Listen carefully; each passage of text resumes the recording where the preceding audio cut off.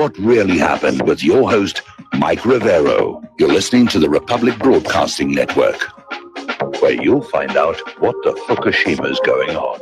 And aloha, America. Welcome to our show today. It's Monday, April 2nd, 2018, Monday after the Easter holiday. I'm glad Easter is over. Between Easter and Palm Sunday, it's a huge workload for Claire's choirs, and now we're out of that. Anyway, start of a brand new week, start of a brand new month. We've got a lot of stuff to talk about today. The phone lines are open, 800-313-9443, 800-313-9443. Mike is in our control room, twiddling the dials, keeping us out of trouble, and ready to answer the phones when you call on in. And yes, you've probably heard it by now, but after all the Sturm und Drang and what's going to happen, it turned out that the Chinese space station Tiangong-1 crashed back to Earth over in the South Pacific near Tahiti. And so completely harmless, no indication that any parts survived the reentry intact, let alone impacted anywhere. In fact, nobody seems to have been able to get a video of the reentry as well. So all over and done with, and we don't have to worry about that anymore. Bad day on the Dow. They're trying to shove it back up. The bell just closed. They were trying to shove it back up. We'll talk about that a little bit later in the program. Now, getting on to our domestic politics, there was an interesting article I came across, and it was over at MSN. And I normally don't hang out at MSN an awful lot because corporate media bias and everything. But there was an interesting article entitled, "Tired of the Wait Game, White House Stabilizers Gone, Trump Calling His Own Shots." And they basically go on to describe Trump having a meeting with Don King without the normal entourage around him. And MSN is portraying this as a bad thing, that all of a sudden Donald Trump is out there just doing what Trump wants, the way he did when he worked in the world of business. And it's like a bad thing.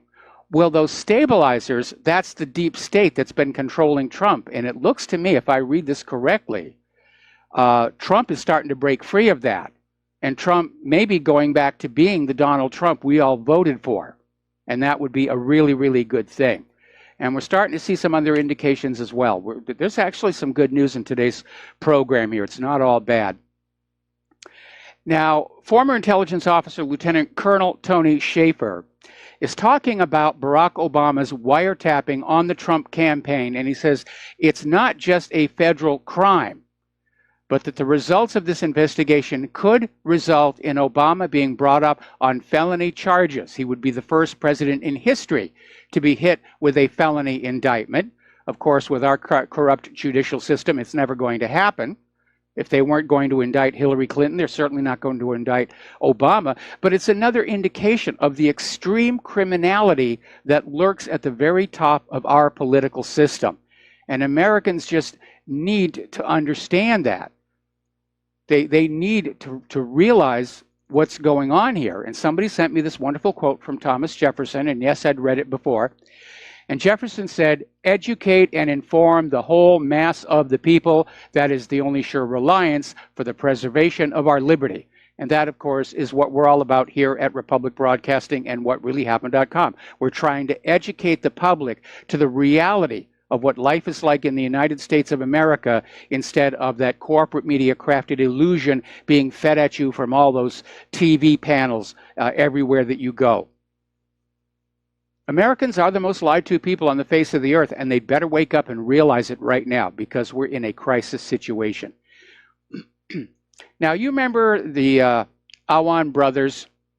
There were these Pakistani IT aides who later turned out to have been making unauthorized access to congressional data on computers all over the Capitol building.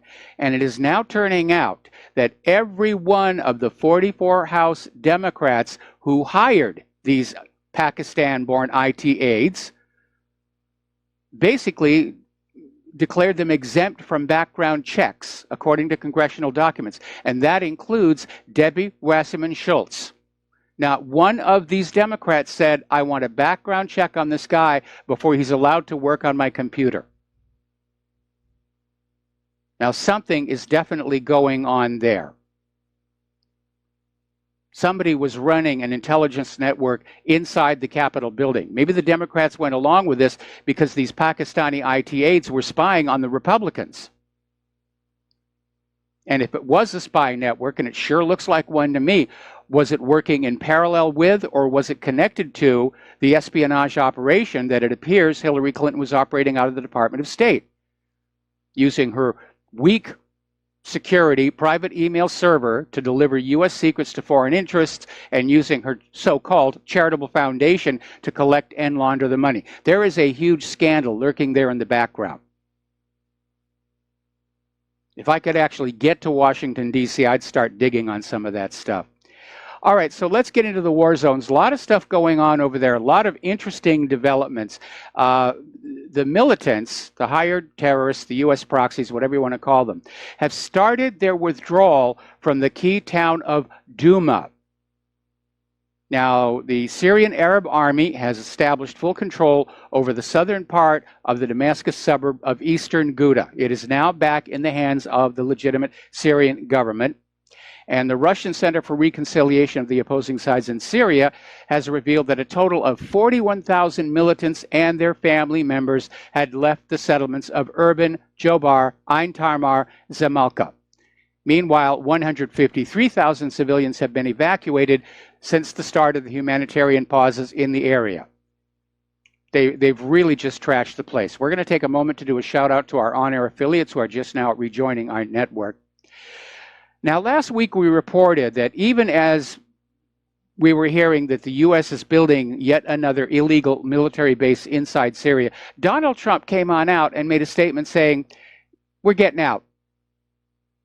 We're getting out. And let other people take care of it. Very soon we're coming out. And apparently that was not just a misstatement. Trump is confirming plans to withdraw 2,000 U.S. troops and personnel, and presumably their equipment, from Syria. And on Friday, the president told senior White House aides that U.S. forces will be exiting Syria after public comments made earlier. Well, as you can imagine, the interventionists are just tearing their hair out.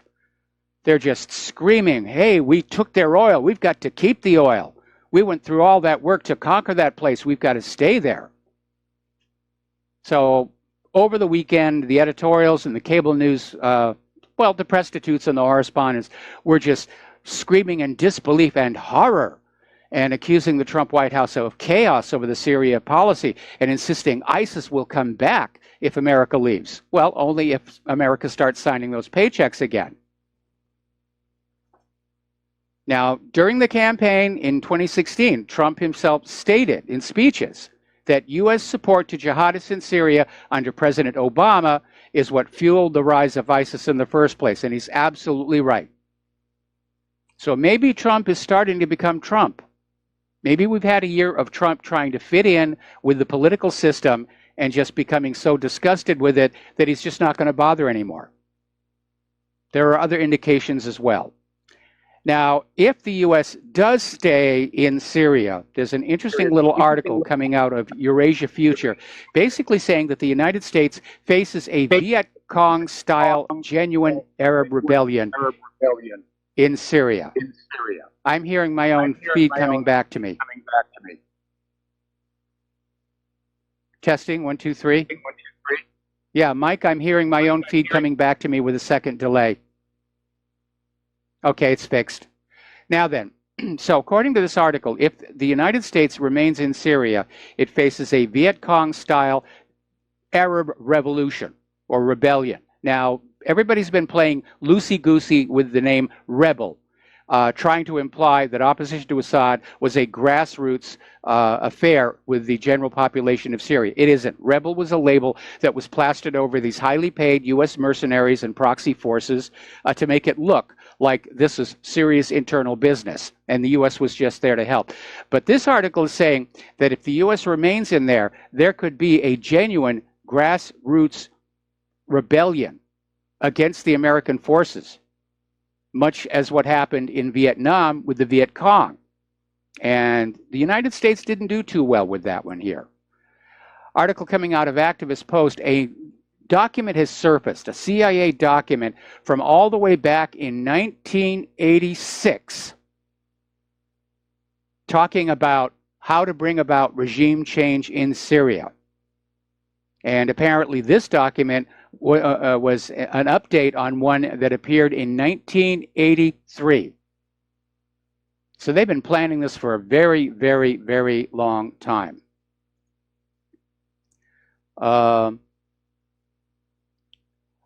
Okay, I'm being told that the YouTube link is not working, which is annoying as all heck. We seem to have nothing, but let's see. Take a quick look. Yeah, YouTube has got a problem. Or I'm being censored and they don't want to admit that's what's going on. Getting back over to Great Britain and Russia. Russia is now claiming that the Skripal poisoning was staged by British intelligence.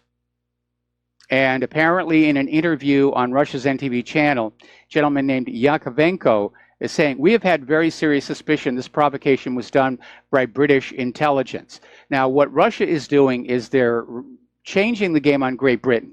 Theresa May came on out and said, we think you did it. It's up to you to prove that you're innocent. Return to Code Napoleon. And she's drawn a lot of criticism from other nations around the world saying, you show us your proof that Russia did it. And now Russia's coming back and giving Great Britain a taste of their own medicine. We think British intelligence did it. You prove that you're innocent. Now, Yakovenko is suggesting London gained several benefits from the poisoning, both short and long term, in that Theresa May's government is capitalizing on the event to boost support at home, while burying headlines over its failures to negotiate better Brexit terms. The long-term benefits is that London is able to elevate itself into a primary position in the ongoing confrontation between the West and Russia. That may come back to bite them. But the little oddity about the Skripal case, Britain's latest claim is that the Novichok was smeared on the doorknob of the Skripal home. And there are two problems with that. First of all, that means that whatever hit them took 7 hours to take effect. And Novichok works much more quickly than that. You start to feel it within seconds. But the Skripals left their home, touching that doorknob, and they went on out. They had a lunch. They did a bunch of errands. And only after that did they become sick. Plus, of course, the daughter, Yulia, is awake and talking. And she touched exactly the same doorknob that Sergei did. So there's something not really working there. Possibly as part of an escalation of the diplomatic deterioration, Russia has shut down an undercover MI6 operation in Moscow. Apparently there was this NGO, the British Council in Russia, and apparently it was being used as a cover for MI6 operating inside Moscow, inside Russia.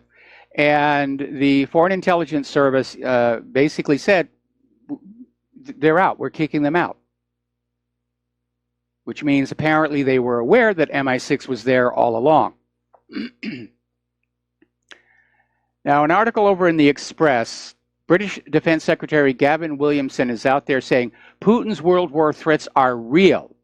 And this is a direct quote from this guy. Vladimir Putin might trigger World War III if he continues trying to subvert, undermine, and influence countries around the world. Now, you want to talk about a big, steaming pile of bovine excrement. It's the U.S. that is subverting, undermining, and influencing countries around the world. This is called projection of your own sins onto another party. Or maybe Gavin's argument is, you know, you're not allowed to, that's our job to do that to the rest of the world. You're cutting in on our action.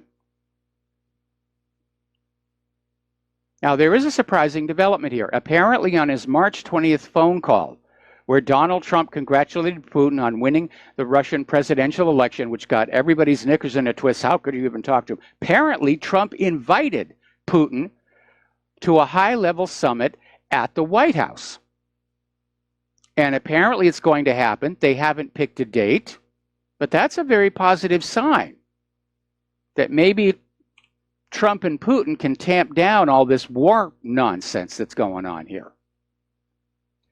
Meanwhile, article coming out of Al Jazeera, U.S. and Germany want to rebuild trust with Russia. And the article says the United States and Germany have signaled their intention to gradually improve ties with Russia after they were strained by the nerve agent attack on a former spy in England.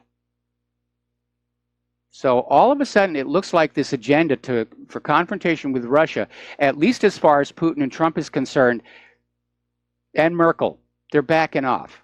Now, that doesn't preclude one of the war hawks staging their own false flag to get the war going.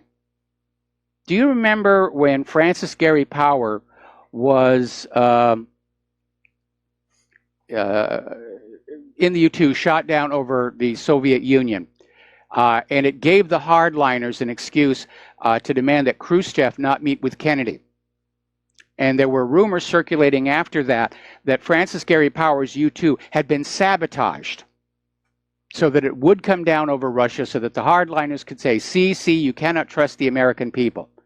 That kind of thing does go on. Remember when Jimmy Carter was trying to rescue the Iranian hostages? And all of a sudden they had all those problems with the helicopters where they couldn't even get close to Tehran. Because Reagan wanted to use the hostages as a campaign issue. This sort of thing does happen. Let's take a phone call. Dustin in New Jersey, aloha. Welcome to the show. What's on your mind? Putin shouldn't come to the United States, Mike. It's got to be either Sochi or he should go to Germany because it's just egging on Russia all the time. And by Putin going to Washington, I don't know. It's just, to me as a Ukrainian, I think it should be either Sochi or in Germany. Germany would most likely probably be where Angela Merkel hosting this, whatever it's going to be, this gathering, because going to Washington, I don't know, it just looks like he's kowtowing to Washington. And, like with all this stuff with Russia did this, Russia did that, I think it's got to be like a slightly neutral country. You know what I mean? With you. Like, I agree with you. If Putin goes to the White House, Trump's got the home court advantage. I think they should meet someplace like either Iceland or Finland, someplace like that. But this is just the word that's coming on out, is that Trump extended the invitation. Putin has at least tentatively accepted. They just have not set a date. Now, of course, Putin could come on back and say, I don't really want to have to fly halfway around the entire world. Can we meet someplace in the middle? Let's meet in Great Britain because I love fish and chips.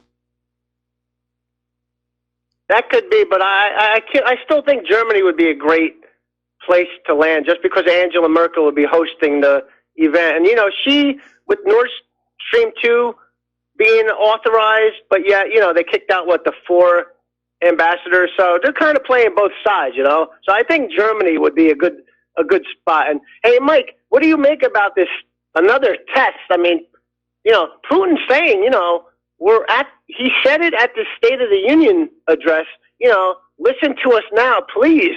They did another test of this anti-ballistic missile test, which is not the SARMAT, it's another test. He's trying to tell us, stop pushing us. This is what he's telling us, Mike, and nobody's reporting on it, Mike. Like, it's just only in the East, it's not in the West.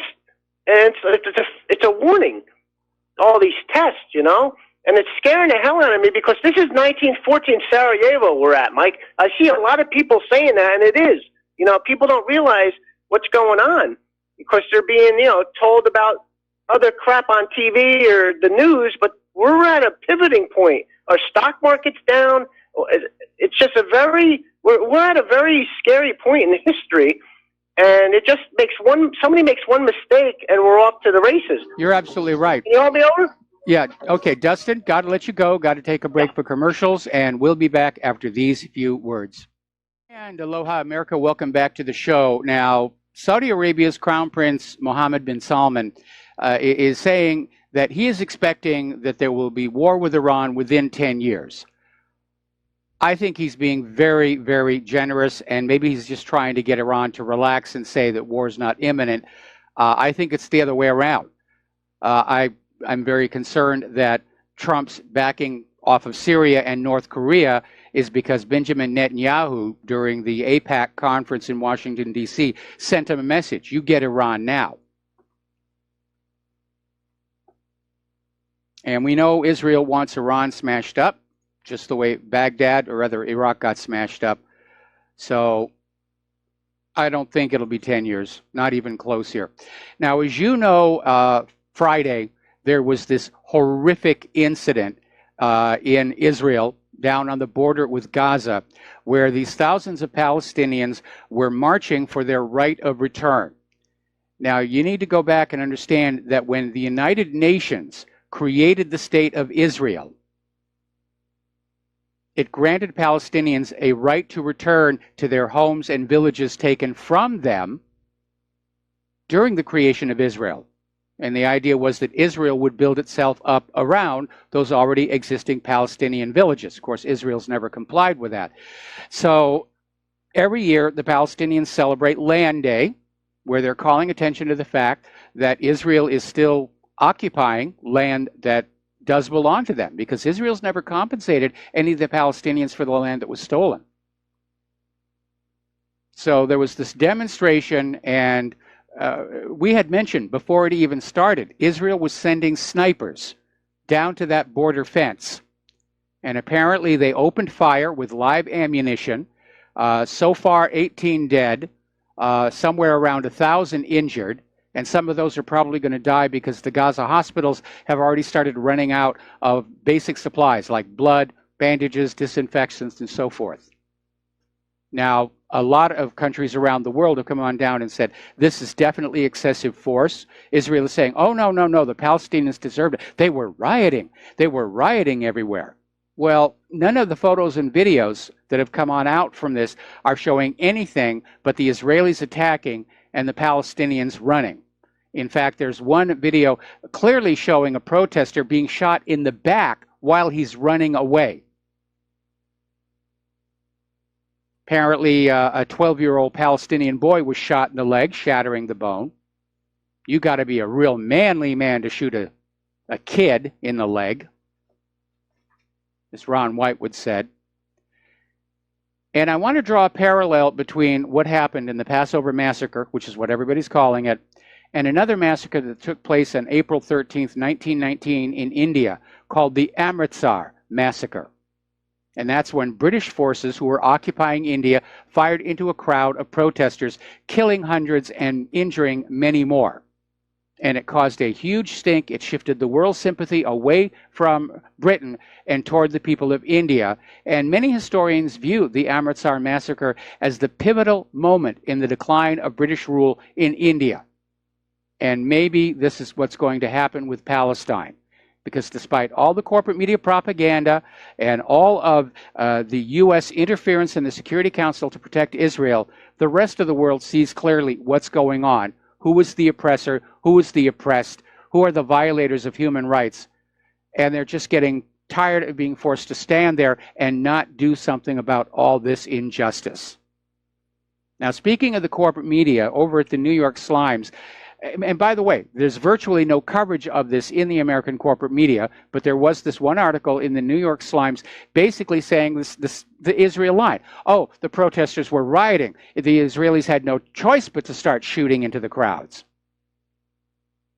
which is probably one of the reasons why the readership for the New York Slimes is not doing all that well. And of course, there was an emergency resolution introduced at the UN Security Council to call for an open, transparent investigation as to just what happened. And of course, the United Nations vetoed it.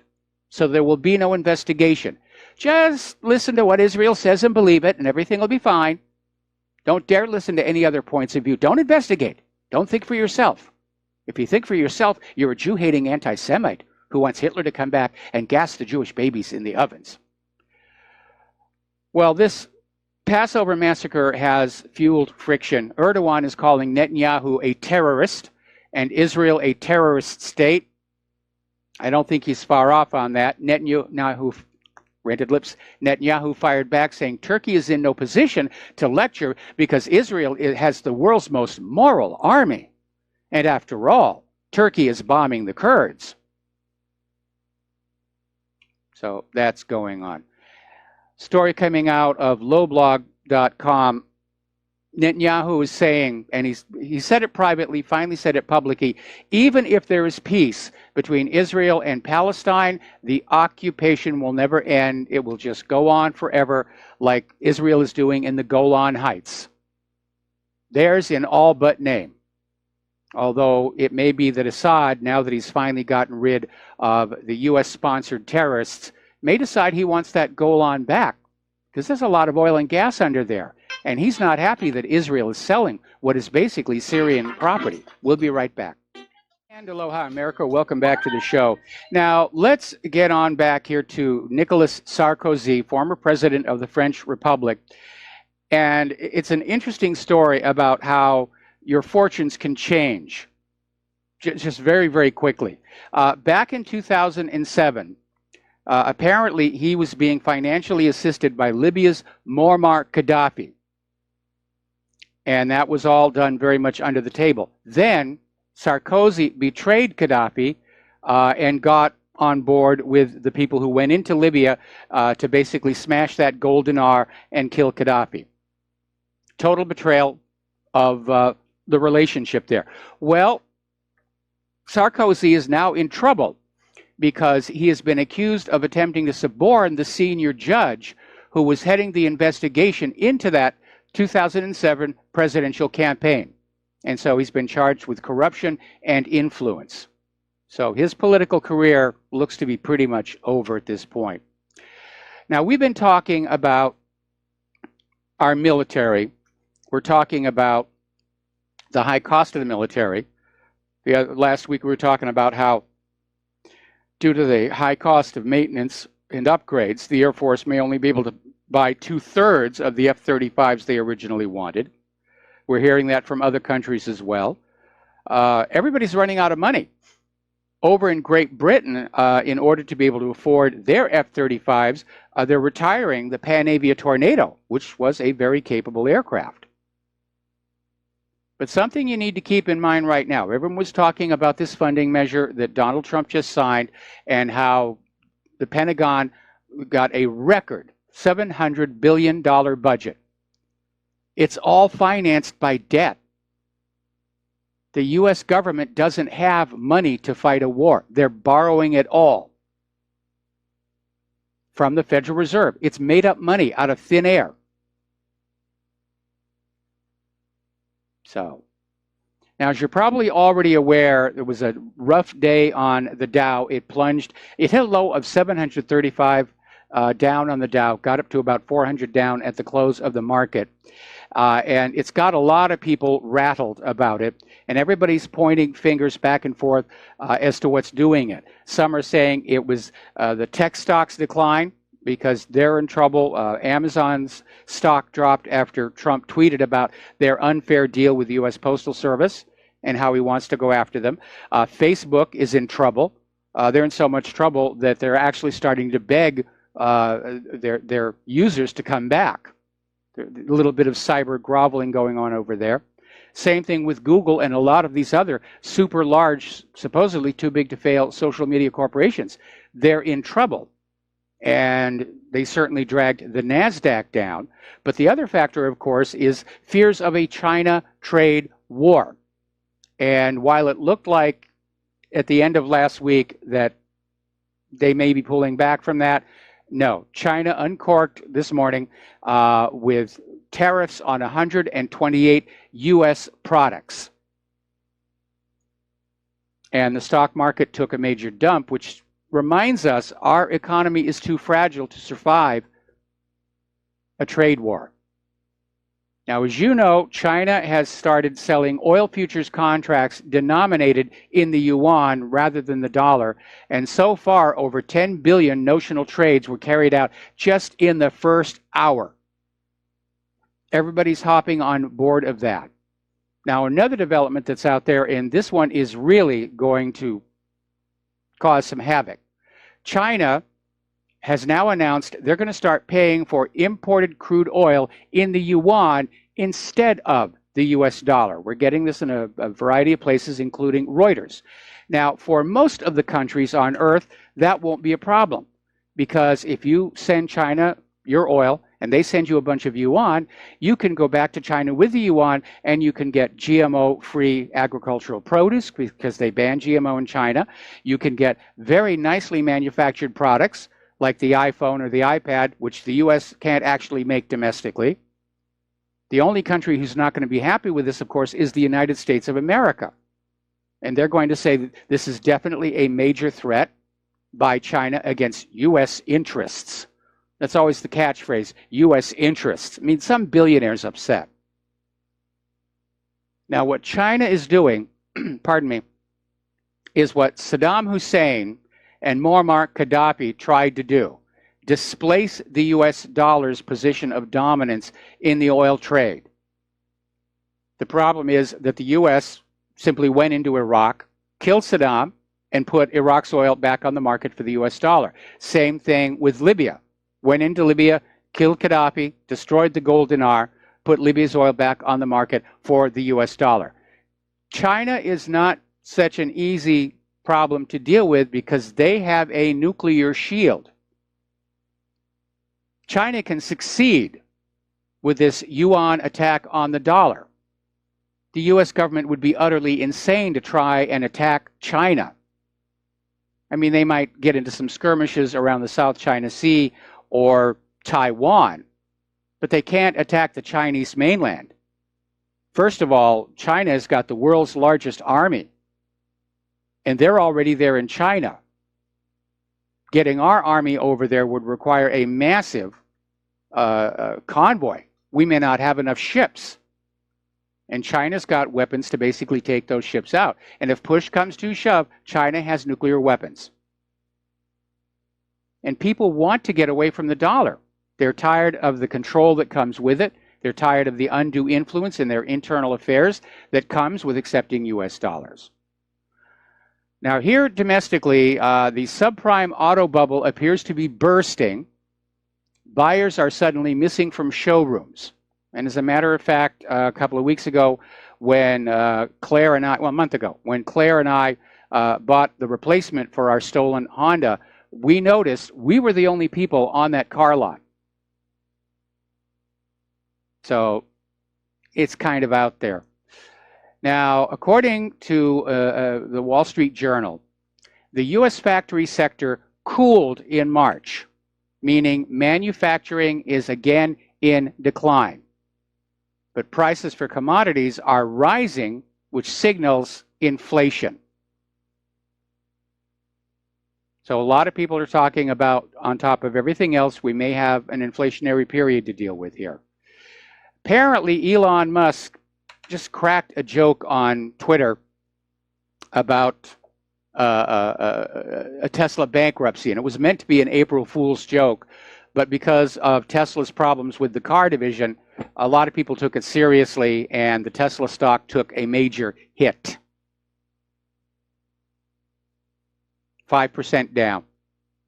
Got to be careful what you say to the people out there.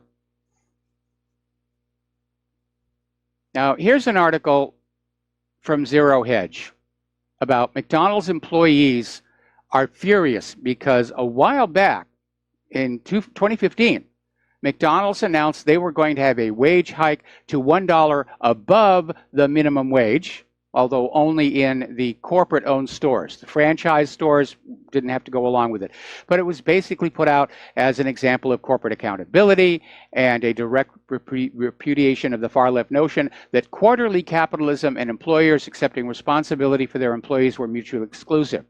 Well, it turns out it was unfortunately just a publicity stunt by McDonald's, and since 2015, the firm has essentially frozen all employee wages, leaving them just a few cents above minimum wage. And McDonald's employees are saying they can't pay their bills. They can't live on that. Now, this article sparked a little bit of a discussion between Claire and I, where she said, well, maybe they need to invest in some training and go on out and get some higher paying jobs, to which I came on back and I said, there are no higher paying jobs, or there are way too few.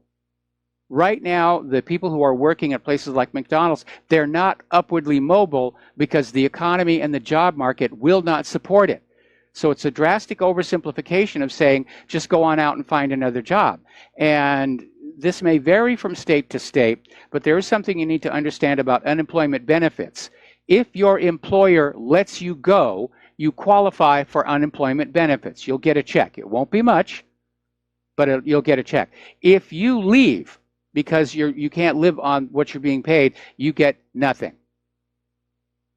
And that complicates the issue. Story coming out of Investment Watch blog, consumer spending doesn't look like it will be the backbone of the first quarter gross domestic product report like it was in the fourth quarter of last year. Now, of course, fourth quarter last year was the holiday shopping season. And remember when it was going on and they said, oh, it's the best holiday shopping season ever. Then after it was all over, they said, well, no, it wasn't all that great. But apparently in this first quarter gross domestic product report, they're expecting consumer spending won't be a major part of it. And that is a serious indication of the collapse of the consumer economy. Prior to that meltdown of the 2008 mortgage-backed security fraud, consumer spending in this country, cars, TVs, homes, clothing, whatever, was 60% of the entire economy. And now it's just in decline. So what's the largest sector of the economy right now? I would say probably the military-industrial complex. We're going into a wartime economy. Even the cryptocurrencies are having a lot of trouble. Now, apparently, gold is up a little, but the dollar is down. The stock market is down. In the first quarter of this year, even some of the biggest cryptocurrencies crashed as much as 88%. And the reason for that is there's no commodity base underneath it. That's why the dollar floats around. It was disconnected from its original commodity base, which was silver, and allowed to float freely.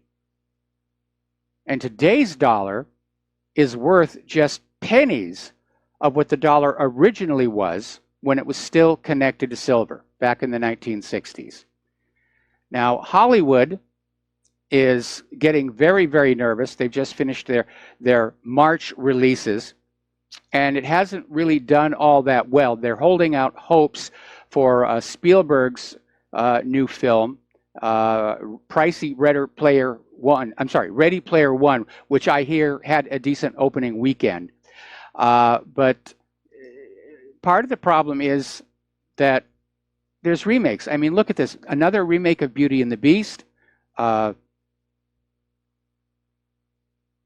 And it seems like all the really creative, original people have been kicked out of Hollywood. And all that's left there are preening stars and the sex predators. But they're all politically correct. Now, as I mentioned earlier in the show, Trump has renewed his attack on Amazon, saying that the post office scam must stop. And basically because of this arrangement where the U.S. Post Office is delivering Amazon packages at below cost, I'm amazed how Amazon got that deal. But the Postal Service will lose $1.50 on average for every package it delivers for Amazon. And saying the post office has to stop. They have to run on a business-like basis. And of course, Amazon stock took a hit. And it's beginning to look like these successful companies like Amazon, Google, Facebook are not successful because they're providing a good product at a good price to their customers. It's because they've got these special deals, special discounts from the post office, or they're harvesting your data and selling it off to marketers and who knows who all else. Now let's get into immigration and globalism here. As you're probably aware, there is this caravan of illegals heading toward the U.S. border. And I'm hearing all kinds of different numbers. The low end is 1,500. The high end is 5,000. Apparently people are just flocking to this thing. And what they're going to do is they're coming up there to Texas, and they're just going to punch on through. And obviously there aren't enough immigration and customs enforcement people to stop them. Trump may have to call out the army, because this isn't migration, this is an invasion. And looking at photos of this caravan of illegal immigrants, they all appear, or most of them appear, to be military-age males. They look like invaders. Now, one of the photos I saw, interestingly enough, this caravan apparently is supported by the government of Mexico, but I didn't see any Mexican police or army. They're being escorted. This caravan is being escorted by people in civilian clothes with these orange reflective vests, which suggests there's a non-governmental organization of some kind that has put this together to bring them into the U.S. And a lot of people are saying Trump better do something, or his credibility on protecting the borders is gone. Another article that came out of Investment Watch blog. We can have a border wall 100 feet high, but if every major city and big state has a welcome sign of illegal alien sanctuary, the wall won't work. Our nation needs a seamless web of enforcement, including federal, state, and local governments. Absolutely correct. The mayors of these sanctuary cities, the governors of these sanctuary states are not only undermining Trump's immigration policy, they're committing crimes under Title VIII. We need to start enforcing the laws that we already have. If Trump doesn't get a handle on all these illegal immigrants who are being allowed to vote in our elections, he will lose Congress this November, and he'll be a one-term president. The liberal Democrats are literally bartering away the nation built by the American people to illegal immigrants and refugees in exchange for votes. Because that's their lure. Come on in, we'll get you amnesty, we'll make you a citizen, we'll take stuff away from the people who've been here hundreds of years, and we'll give it to all you newcomers because that's just and fair, and you have a right to be here, and you have a right to all these other people's stuff. Which sounds suspiciously like socialism to me. Now, over in Hungary, the concern over the refugee crisis is fueling Viktor Orban. Despite all the criticism he is getting from Brussels, criticism, they hate him. They absolutely hate him. But he's soaring in the polls. And he looks like he is going to be victorious in Hungary's upcoming parliamentary elections. So there's a huge pushback all across Europe, and we need a pushback here. Anybody who wants to come here and be a citizen through the legally approved process, fine. Welcome, come on in, learn to get along with everybody, and everything will be fine. But people don't have a right to just go anywhere in the world that they want without restraint. Nations have a sovereign right to control their borders, and we need Donald Trump to exert that sovereign right now. We'll be right back after these commercials. And aloha, America. Welcome back to the show. We're talking about immigration. I want to back up to the economy because something just crossed my desk that I think deserves a mention. As you know, out in California, they've legalized marijuana. But apparently, they're taxing it so much that the black market is still doing business because you can get your marijuana less expensively from them than from the government. Now, that really doesn't make a whole heck of a lot of sense. The whole idea of legalizing any drug is to undermine the criminal element profiting from that drug by making the drug available at a lower price. And California got it wrong. So, rather interesting story there. Getting on back to immigration, story out of Al Jazeera, Black lives do not matter in Israel. And they're talking about the growing friction between the Ashkenazi Jews in Israel and the Ethiopian Jews. And it is really starting to erupt into view where blacks in Israel are being openly oppressed. They're in mortal danger. The government is talking about just shipping them all back to Africa. One of Israel's two chief rabbis, Yitzhak Yosef, called black people monkeys and the Hebrew equivalent of the N-word in his weekly sermon. And of course, Yosef is not going to face any repercussions. He was not demoted. He said exactly the same thing 2 years ago, that all non-Jews Africans, Arabs, or otherwise could only live in Israel if they agree to serve the country's Jewish population. And that is actually something that is in the Talmud, that the non-Jewish people only are allowed to exist to be of service to the Jews. So what's going on with this African migrant program? Well, Israel has decided to scrap the African migrant deportation, and instead they're just going to send them into Europe.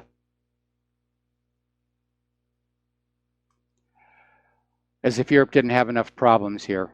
Now, getting on out back to California, Governor Jerry Brown has pardoned 5 nonviolent illegal aliens facing deportation, meaning he's signed pardons for them. They are out of jail.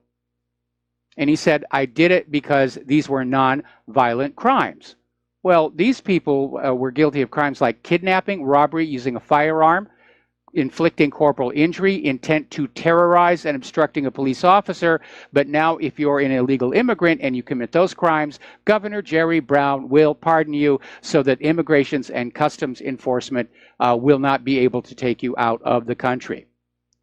And apparently there was something like another 56 pardons and 14 commutations that were handed down to celebrate the season of Easter.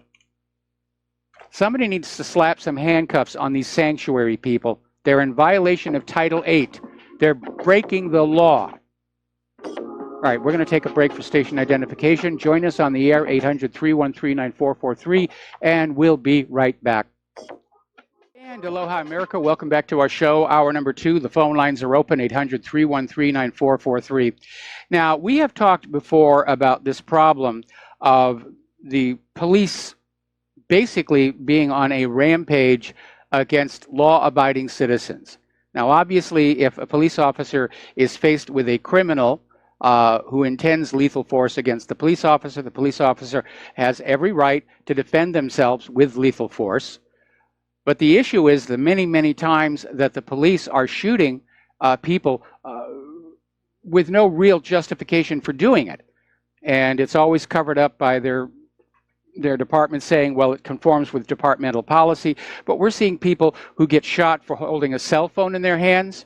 One guy got shot because he was trying to return a tool that he'd rented to an auto parts store. And it really is out of control. Our police are apparently being taught to shoot first and ask questions later, and that may be because so many police departments are now hiring Israeli security companies to train their officers. Another factor may be the fact that police are far higher per capita users of prescription antidepressant medications, and we know how those can mess up people's impulse control. But in 2017, police in the U.S. murdered at least 1,184 Americans. This was a survey conducted by the Free Thought Project. The number, however, may be much higher because the U.S. Justice Department does not keep records of police shootings, police killings, unjustified police. They don't want that information to be out there. They don't want you to know. Department of Justice doesn't want to be accountable for the problem. Meanwhile, of course, the correspondents and the prostitutes of the U.S. corporate media are still trying to push this gun grab story, this gun violence. You don't hear them talking about the 1,100 people that we know were wrongfully killed by the police. They want to focus on the supposed 17 down there in Parkland. Now, recent polls are showing that a majority of Americans believe that gun ownership makes people safer. And it does. The police are never present to thwart a crime in progress. When the crime is occurring, there are only 2 people there, the perpetrator and the victim. And the only way the crime does not go forward to success is if the victim is able to match forces, or even preferably superior force, to the perpetrator. That's just common sense. Look at that story from Kennesaw, Georgia. Now, Americans do not believe that people should be denied safety because of an occasional nutcase or a staged shooting to advance the gun control agenda. In fact, they are wondering who really is behind the gun control agenda. They wonder about these impressionable kids and these paid crisis actors protesting the Second Amendment instead of Washington's rush into conflict with the rest of the world. I mean, these are young kids. They're coming up on military age, and at some point there's going to be a draft, and these kids ought to be smart enough to realize that their right to safety is not threatened by law-abiding gun owners who handle their weapons safely. Their safety is threatened by the fact they could get drafted and dropped into a world war. And why they are not more aware of that, more concerned with that, seems to boggle the imagination. And then we find out about things like this. Story coming out of a Georgia middle school. Apparently, at the Hampton Middle School, teacher Corey Sanders literally assigned his entire class to write a gun control letter to their congressman. And I can't imagine that this is the only class where this is happening. They're using the public schools, taxpayer-funded schools, to mount a letter-writing campaign pushing one particular agenda. If I were a parent of one of those students, I would be raising all kinds of heck. Because that's not what the school is supposed to be doing.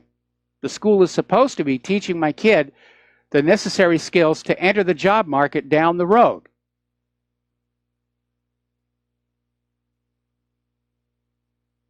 But boy, they're really pulling out all the stops on this one. They may realize this is the last time they can go to this well. Too many people have become aware of the stage shootings.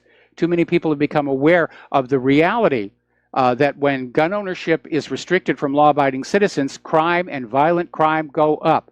Look at places like Chicago. It's held up as the model of gun control legislation, and it's rapidly becoming the murder capital of the country. Then you have the opposite, Kennesaw, Georgia. Every home required to have a gun, and crime plummeted. The gun grabbers are not interested in keeping you safe. The gun grabbers are interested in having you under their control. Every dictatorship in history disarms its population. We're going to do a shout out now to our on-air affiliates who are just now rejoining our network. So in the vein of the zero tolerance gun policy, we've been hearing all these bizarre stories about kids who get in trouble because they'll take some bites out of their Pop-Tart and it looks like a gun shape. Or somebody will pick up a stick that looks like a gun. Or they'll just point their finger and go bang, bang, and they're in trouble. Well, apparently, there's a student who's been suspended from school for drawing a stick figure holding a gun. And the father is very upset. There was basically a doodle page, and there were a lot of things on there.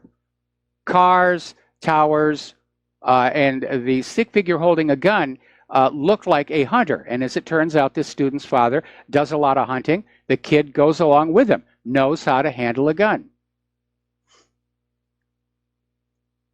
Now, according to Washington, D.C. Detective Scott Earhart, March for Our Lives applied for a demonstration permit several months before. That means before the Parkland shooting.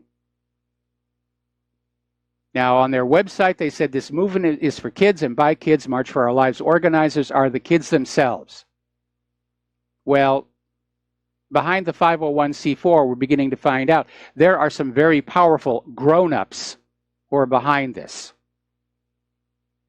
But apparently these permits were applied for long before Parkland. So how wonderfully lucky for the anti-gun marchers that just before they're going to go to Washington, D.C. for their long scheduled protest, there's a mass shooting at Parkland. What an amazing coincidence. Just absolutely unbelievable coincidence, isn't it?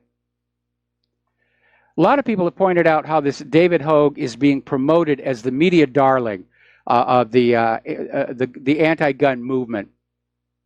And he's out there making all kinds of outrageous claims about guns and gun deaths. And what's really interesting is the corporate media isn't correcting him. They're not challenging him. Now, during an appearance on Headline News, SE Cup Unfiltered program, the host of the misnamed CNN program Reliable Sources basically noted that he allowed David Hogue to get away with making patently false claims about the National Rifle Association that a media guy focused on truth ought not to have let happen. Now, Steller's admission came after host S.E. Cupp questioned him about the wisdom of the media's obsession with elevating only the kids pushing gun control. So basically, Steller's just blurted out that he let the gun control advocate get away with lying to CNN's viewers.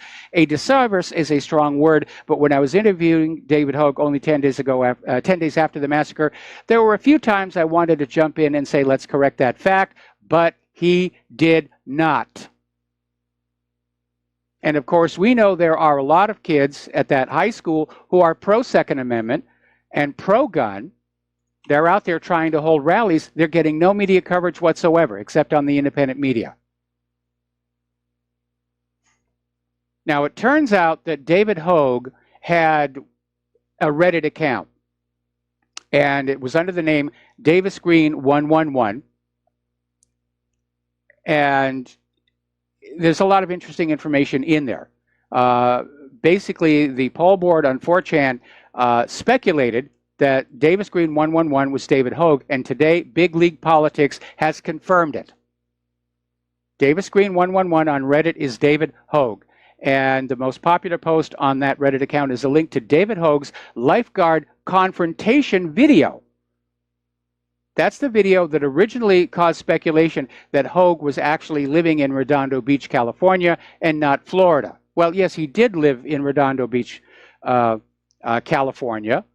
He graduated Redondo Beach High School. Then his family moved to Florida, and he's been over there pretending to be a student at this high school. But if you look at him very carefully, he looks older than 18. Now, even more alarming, looking at the Reddit post from late 2017, basically, David Hogue is out there saying that mass killing of billions of people by mosquitoes would be great for the environment. This guy is a full-blown liberal nutcase. He despises humanity. He celebrates the mass killing of billions of people because we've got to fight against climate change. David Hogue, like so many people that have gone through the liberal public school system, they're being taught that humans are bad and must be eliminated through depopulation schemes.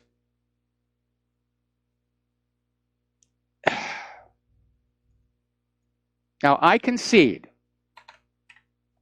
the human population is growing and it is very, very large.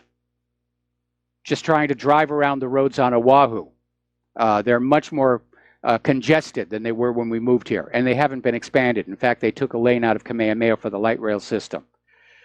But I have a real problem with billionaires like Bill Gates or anybody else going on out and assuming the godlike power to decide who will live and who will die.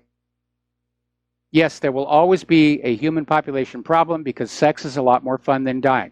And if you really believe, if you truly believe the world is overpopulated, do something about it. Find a really tall building, jump off it, hit a banker on the way down. But don't you dare go around taking on the power of a god to decide who will live, who will die, who will reproduce, and who will not. Because the last person who did that had a Charlie Chaplin mustache and a big armband with a swastika on it. Now, as you may have heard, the wife of the Paris Pulse nightclub shooter was found not guilty of aiding his jihad.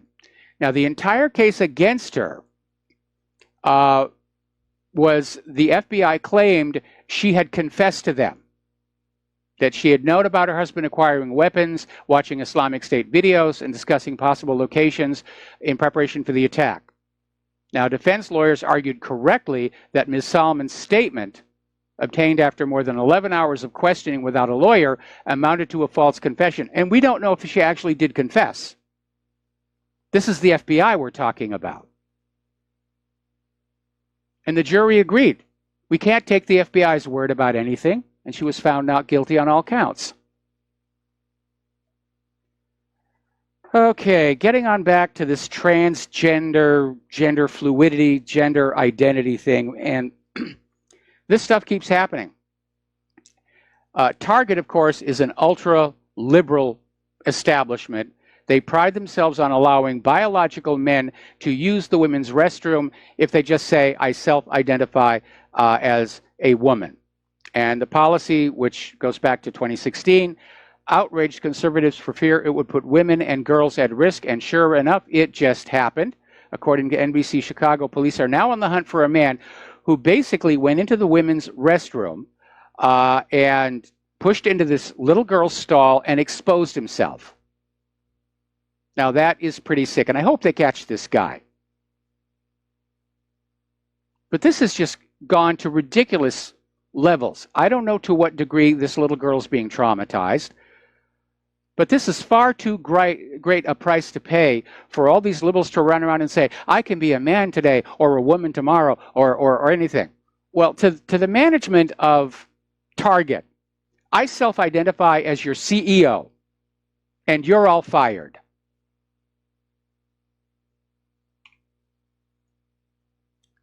Oh, this is another one. We've been hearing more and more about this. Started last week, where there was this academic paper that came on out and said that meritocracy was discriminatory against women. It created a sense of exclusion, which was a rather risky position to take when you consider that it was an all-woman team that designed that pedestrian bridge at Florida International University that collapsed before it could even be opened. And now, of course, we find out the same company that designed that bridge designed the guided railway system for our light rail.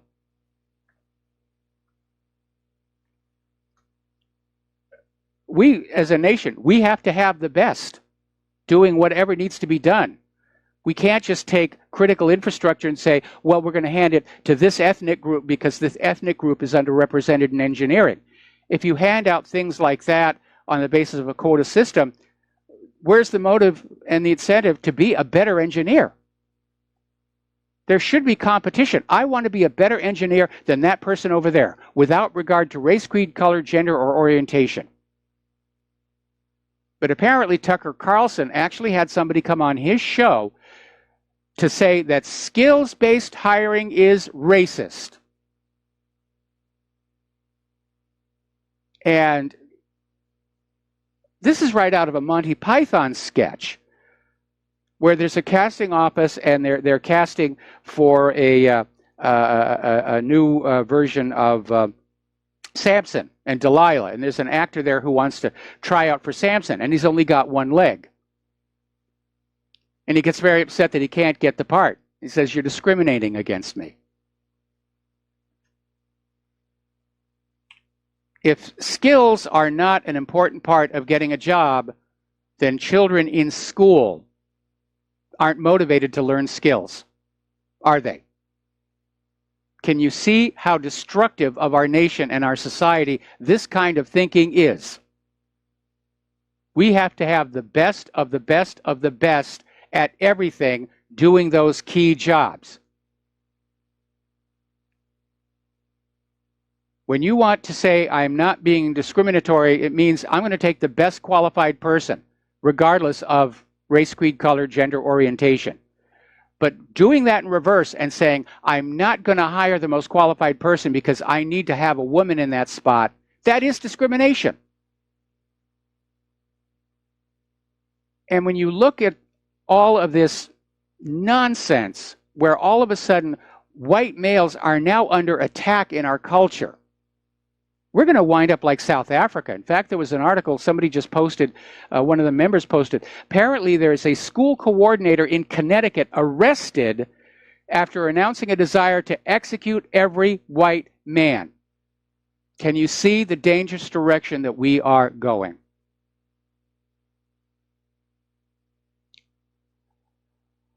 Well, anyway, as you know, this last weekend was Easter. And for a lot of places in this country, it didn't look like Easter. It was a white Easter. Apparently, this late spring snowfall hit New York City and New Jersey, causing commuting delays. More than 200 flights had to be canceled. The Yankees were forced to postpone their home opener. This is the time of the year when we're supposed to be fully into spring. Baseball season, played in the outdoors. And I'm getting pictures, videos from people, including family members. Now, it's not a lot of snow, but it's about 4 or 5 inches in April. And apparently, there's going to be snow continuing across the northern part of our country for the next few days. And there's a jet stream entrenched over the northern United States will allow the beginning of April to remain cooler than normal and bring shots of snow across northern sections of the country. And eventually, it's going to hit the Pacific Northwest. This is April. Gosh darn that human-caused global warming. All right, we're going to take a break for commercials, and we will be right back. Aloha, America. Welcome back to our show. And the phone lines are open, 800-313-9443. Maybe everybody's still on a sugar rush from all the Easter eggs and chocolate bunnies from yesterday. But, you know, please do call on in. Now, we're on the subject of human-caused global warming. And we have another classic case of a liberal judge basically just imposing their political agenda on what should be the letter of the law. You've all seen the classic statue of justice. It's the figure of a woman with a blindfold on, holding a scale and a sword. It's supposed to be fair. Well, apparently, there were some protesters that climbed into a construction trench on Tuesday, and they were charged with trespassing and disturbing the peace. And apparently Judge Mary Ann Driscoll dismissed all the criminal charges on the grounds their actions were necessary to prevent climate change. One of the protesters was Corinna Gore, the daughter of former Vice President Al Gore. And Judge Mary Ann Driscoll said the defendants are not responsible, saying she agreed with their argument that the actions were necessary to combat climate change. Well, there's a couple of problems with that. First and foremost, that climate change, or now the new one, climate disruption, is a rebranding of what they were calling global warming just a few years ago. Because as this late April snow demonstrates, the world isn't warming. It isn't warming at all. Second, now that they're saying it's climate change, climate always changes. There's no way to stop it. So the judge was just, it was wholly inappropriate. We're seeing a political system that is coming down hard on conservatives, and basically liberals are getting a free pass. Remember all the violence that happened after Hillary Clinton lost the election, all the rioting that was going on? Hardly anybody got arrested. Hardly anybody got prosecuted unless they were stupid enough to actually attack the cops themselves. We're raising a generation of spoiled children who think they can behave any way they want to at all, and nothing will happen. As long as they say, oh, you're microaggressing me, you're invading my space. Now, last night, Claire and I were watching a show on Smithsonian Channel. Which, despite its close ties to the U.S. government, it does produce some really good documentaries. And they had one about the Earth as seen from space. And they were showing about how some glaciers are getting smaller, and then they were showing how the snow on the top of Kilimanjaro has been shrinking over the last several years. And we were getting ready for the usual thing, it's human-caused global warming. I have to tip my hat to the Smithsonian, because they were very honest in acknowledging that the reason Kilimanjaro is losing its snow cap is because of the massive deforestation that's been going on at the base. Because plant life will take water from the soil and put it back up in the air, from which it can then go on up, become rain or snow, and fall back down. And in a lot of these areas where the snow is going away, or the ice is going away, or the water is going away, and they're blaming human-caused global warming, you're usually seeing it in conjunction with massive deforestation. So Smithsonian was surprisingly honest on that particular one.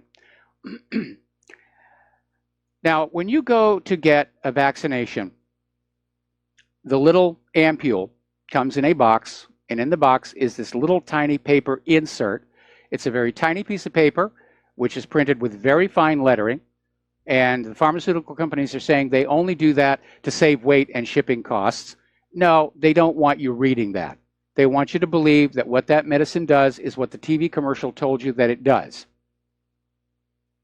And if you cannot read that package insert, even with the magnifier built into your Swiss Army knife, you can go over to the FDA's online biologics blood vaccines website.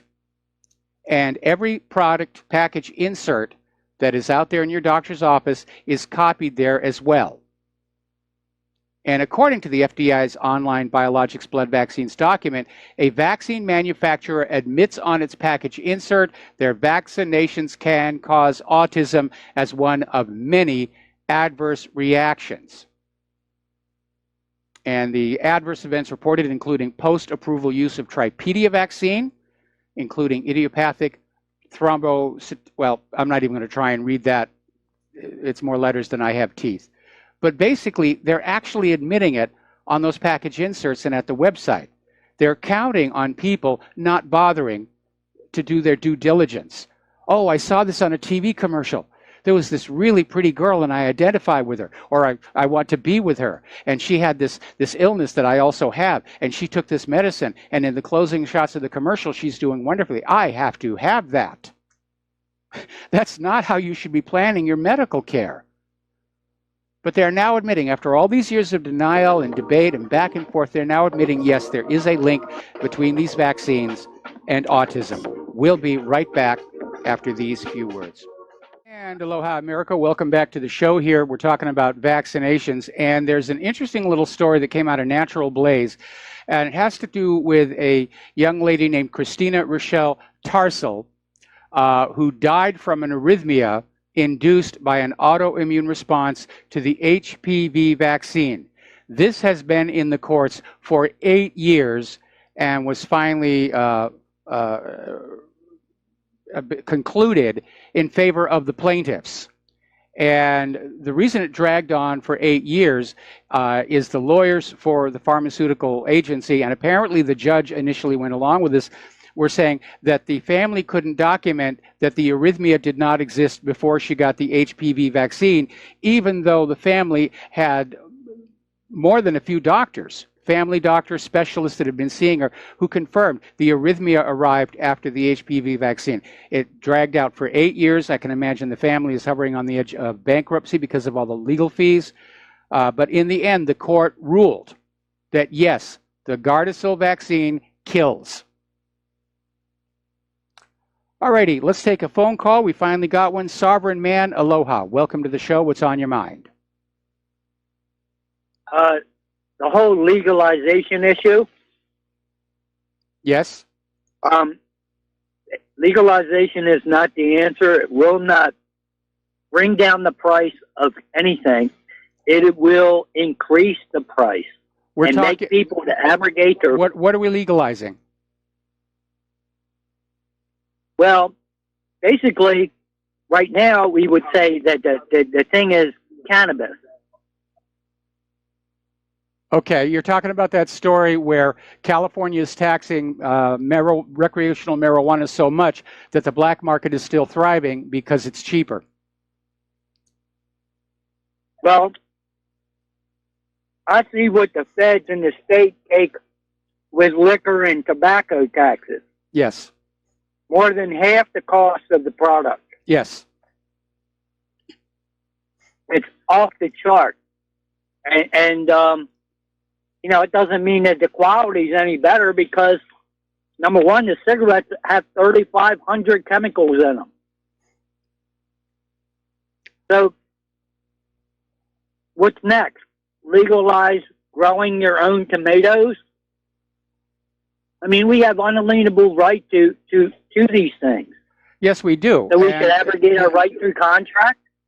I grew up in a time when you could make all this stuff for yourself. My grandfather had a personal still, and it was perfectly legal to have as long as you didn't sell or give away the product. And he just had this little still out behind his hunting cabin up in the White Mountains, and it was just a little tiny one for his personal consumption.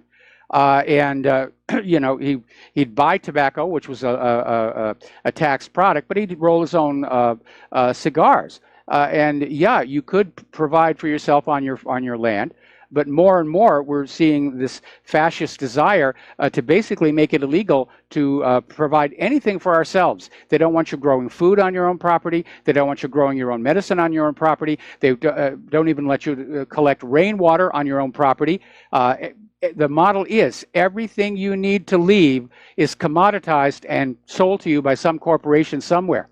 That's the dystopian future we're going into. Hey, well, the state is a corporation. Yes. Yeah, there's the sub-corporations of the United States Corporation. The answer is decriminalization. Well, if you're talking about illegal drugs, yes, that's worked in pretty much every other country where they've tried it. That's a relative term. That's a relative term. What is legal? What does that mean? Legal means to make lawful what would otherwise be. Well, I think the criminal. Okay, Sovereign Man, you need to stop cutting me off because I want to make a point here. Having traveled a good part of the world, I have gone to many countries where the penalties for drugs like heroin and meth and cocaine are little more than a traffic ticket. They're not totally legal, but they're decriminalized. The aim for that is to basically get the big crime lords out of the drug trade by making it unprofitable. Because it's like we saw here in the United States during Prohibition. The instant they declared illegal all drinkable alcohol, the purveyors of that alcohol all of a sudden discovered their product was worth 50 to 100 times as much as it had been before. And that kind of money lured in the criminal element. And there was bootlegging and rum running and speakeasies and hidden rooms and all of that stuff. And these criminal gangs, the gangsters, acquired enough money to literally reshape the entire government of the United States to its own interests. And at that point, Prohibition was repealed so that potential competitors for control of the nation didn't have that kind of cash flow accessible to them. Now, of course, they've been superseded by the drug runners. And the reason that drugs are kept illegal is to keep them profitable, to keep them under control, to keep the market monopolized, and to guarantee those high profits. And everywhere in the world I've gone where it's been decriminalized, it has become unprofitable. You're not going to have people going to the schoolyard and handing out free samples of drugs to kids because there's just no point to it. If the kids get interested, they're going to go to these little clinics and stuff where they can buy the drugs. There are countries in Europe where all of these drugs are perfectly legal. You can go to the pharmacy and you can buy meth and you can buy opium and you can buy whatever you want. And they don't have the problems with crime and drug crime that we have here in the United States of America.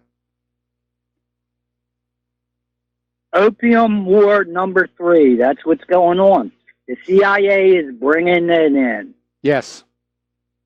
They have this rich supply in Afghanistan. Prior to the U.S. invasion of Afghanistan, the Taliban had eradicated the opium crop. Then the U.S. goes on in, puts in a puppet government, and the poppies are blooming, and there are bumper crops, and we've got photos of coalition forces, American soldiers guarding and protecting those poppy fields. And all of a sudden, opium is just flowing into the United States, both illegally on the streets and through the pharmaceutical industries, leading to our current opioid crisis. That's where it all came from. Absolutely. Are you familiar with the allegory of the Wizard of Oz? I'm not sure. Okay, well, they were put to sleep when they were crossing the poppy fields. Oh, that one, yes. Yeah, okay. Now, what the Wicked Witch said was, ring around the rosy a pocket full of spears. What the hell is that, Mike? Well, it's a reference. Well, it's another reference to. It's a reference to a rhyme that came out of the time of the Great Plagues. Ring around, rosy. Yeah, I understand that. Okay, Sovereign Man, let me finish, Mike. Let me finish. You won't let me finish, okay? And I just want to make a statement. All right, make one statement. Are the cocaine, the heroin, and a pocket full of spears is hypodermic needles. Well, if that's the way that you want to see it, yeah. But we know that's what's in the movie. Well, the Wicked Witch of the West is surrounded by her troops carrying spears. So I don't think we need to look any further than that. Anyway, Sovereign Man, we're going to let you go. Thank you very much. We're going to let you go. We each take turns telling our side of the story. The Native Americans used to have something called a talking stick when they would meet in their lodges. And it was basically an arrow with lots of extra decoration on it, shells and stuff. And the rule was the person holding that stick got to talk, and everybody else stayed silent. Then they would hand the stick on and hand the stick on, and that's how they kept debates civilized here. Unfortunately, this being radio, I can't hand a talking stick through the phone line here. All right, the phone lines are open again, 800-313-9443. So getting on back to science and tech here. A team of researchers has discovered that slightly over 90% of tortillas sold in Mexico contain traces of GMO corn. Now, the study was done by the National Autonomous University of Mexico, and it found that 82% of all corn products, such as tostadas, flour, cereals, and snacks, contain some level of genetically modified sequences. The researchers also found the herbicide glyphosate in approximately 27.7 of the samples that tested positive for transgenic corn. Now, a couple of things we take out of this. First of all, that GMO pollen does not stay in the GMO farm plots. Monsanto officially says you need a 10-yard buffer zone and the pollen will not get out of there. That's ridiculous. Pollen can travel for miles on the wind, on insects, on birds. We've had examples of supposedly natural organic crops being contaminated by GMO genes from states away. This stuff is spreading all over. Now, the idea that these food products are contaminated with glyphosate, we're going to start seeing the cancer rates go right through the roof. All in the name of profits. Somebody just sent me in an email suggesting that the men who are going into the restrooms and flashing girls are actually conservatives trying to put a negative spin on the poor transgender people. Yeah, sure, we believe that one. A British man has contracted the world's first and worst super gonorrhea, a sexually transmitted infection after returning from Southeast Asia. Now, gonorrhea is the second most common bacterial sexually transmitted illness in Great Britain. It's transmitted through unprotected vaginal, oral, and anal sex. And people are often unaware they're carrying the disease as it doesn't present any symptoms, at least for a while.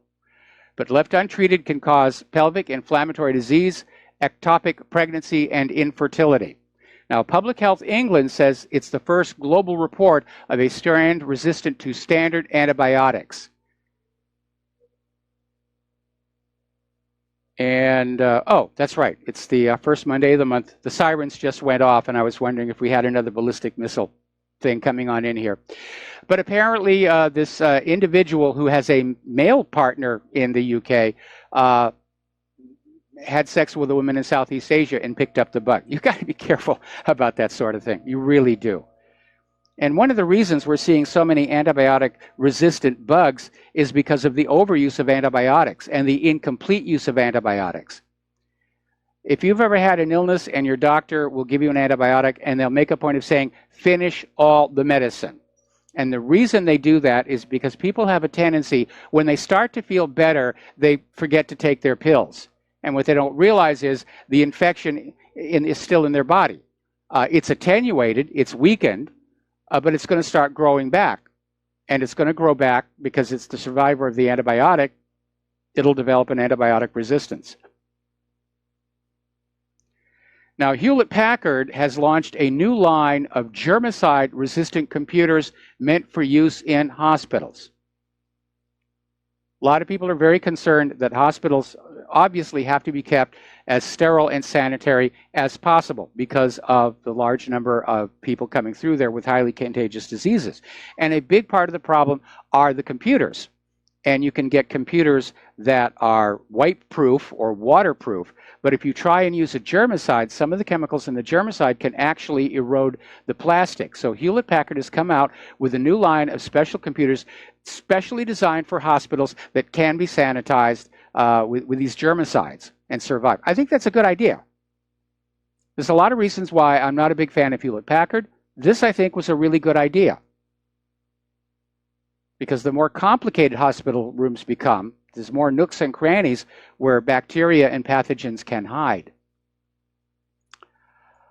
Okay, Facebook apparently has been saving videos that Facebook users thought they had deleted, including clips their friends recorded but never posted. They're saving all of it.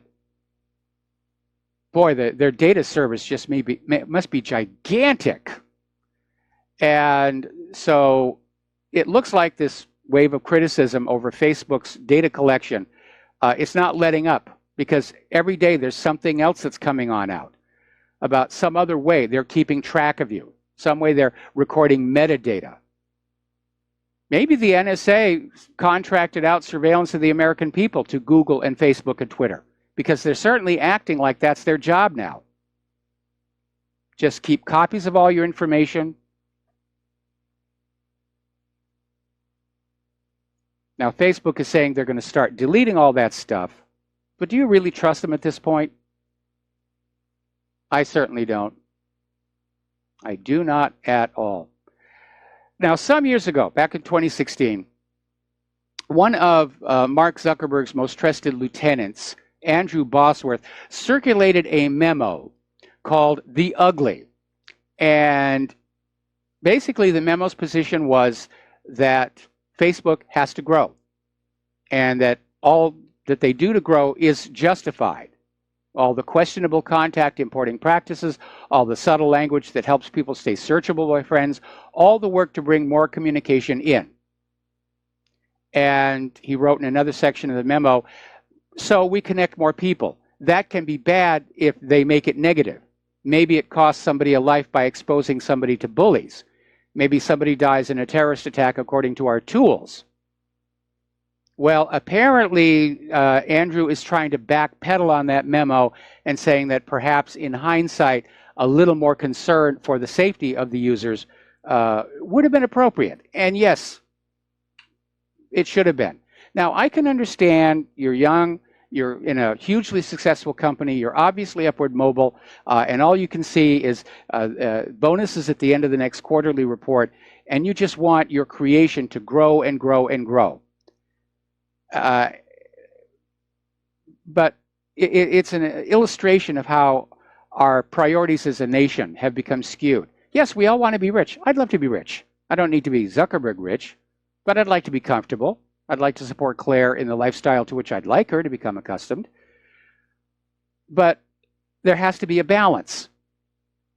That you're not there abusing your customers, you're not betraying your customers, that you are, in fact, showing some kind of business ethics.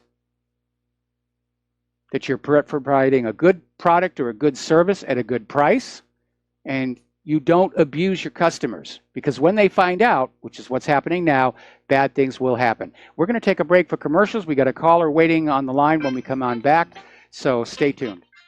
And aloha, America. Welcome back to the show. We're going to take a phone call now from Al in Canada. Aloha, Al. Welcome to the show. What's on your mind? Hi, Mike. It's not just Facebook, I mean, we really shouldn't pick on one. We should pick on all of them.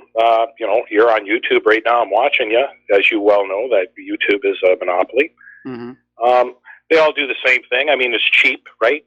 All this data they store. I mean, just recently I had to replace a RAID array that went for a dump after about 7 years.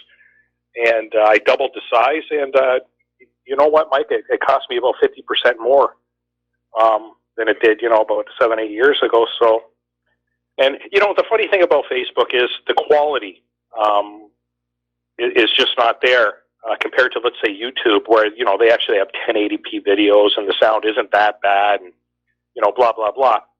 But let's face it, anybody that goes onto Facebook or any other social media puts their stuff out there, it gets monetized by other people, and they get nothing for it. Yes, it's a scam. That's all it is. It's a big scam. Yep, they're idiots, right? And you know what, Mark Zuckerberg, I'm sorry to say it, but he was right. He was absolutely right with what he said. People are stupid, and it's too bad. Hopefully they're learning now with this information that's out there. But honestly, do you really think they're going to? Well, I don't know. I'd like to hope that they do, but there is so much going on in the world, except for those of us who work in the independent media, we simply can't keep track of it all. But I think what has outraged people with regard to Facebook was that their public pronouncements when they launched the company was, your data is your data.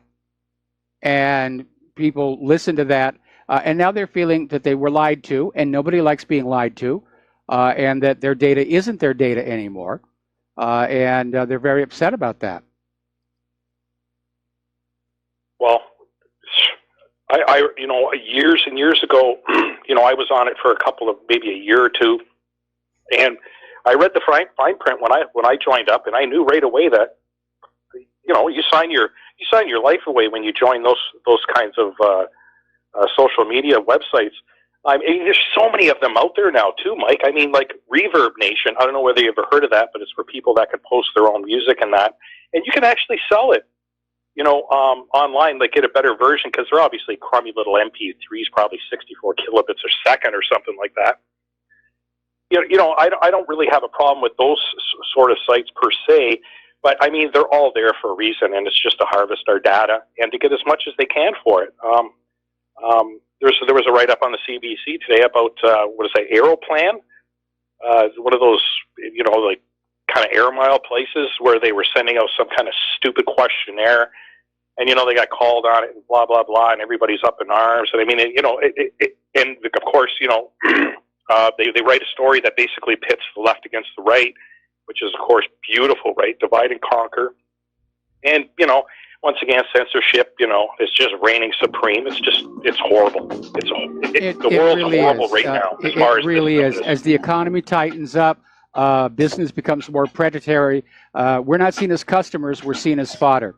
Anyway, Al, we're going to let you go. We're going to take a break for station identification. We're going to be back with another phone call after these few words.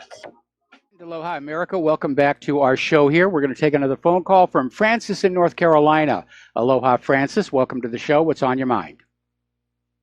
Hello to you both. Aloha. I've got an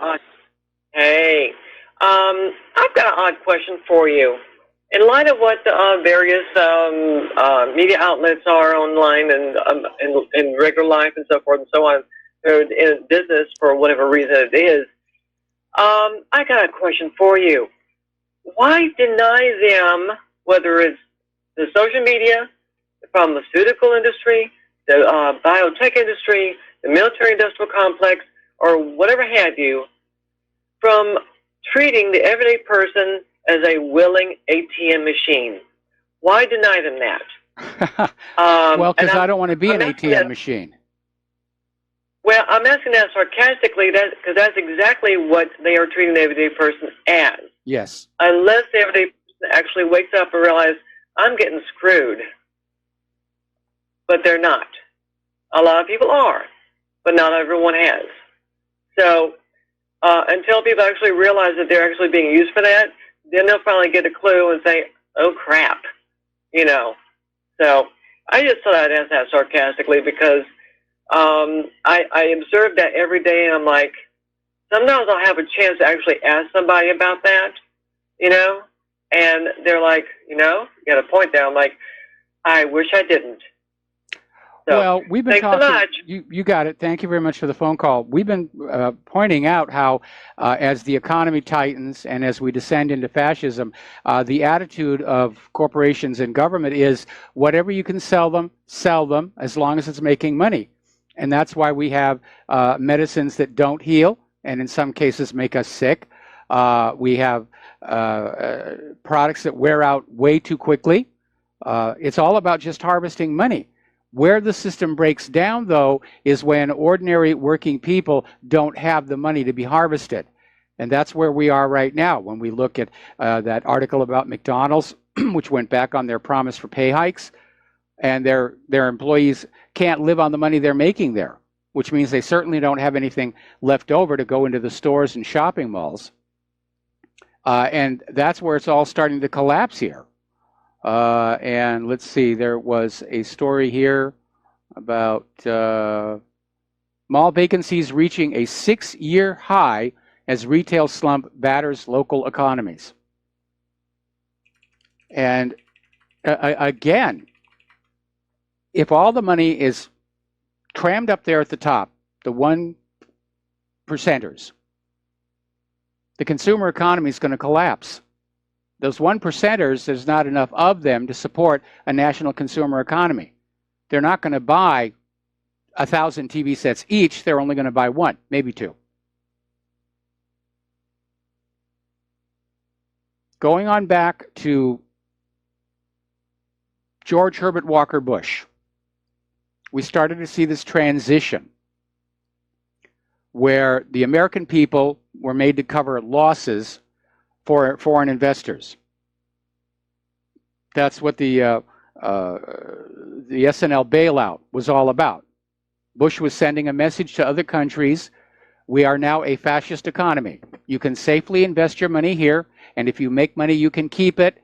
And if you lose money, the people will be forced to cover it, because that is exactly how fascism works economically. And there have been several more demonstrations since then. And we've seen this incredible growing wealth inequality.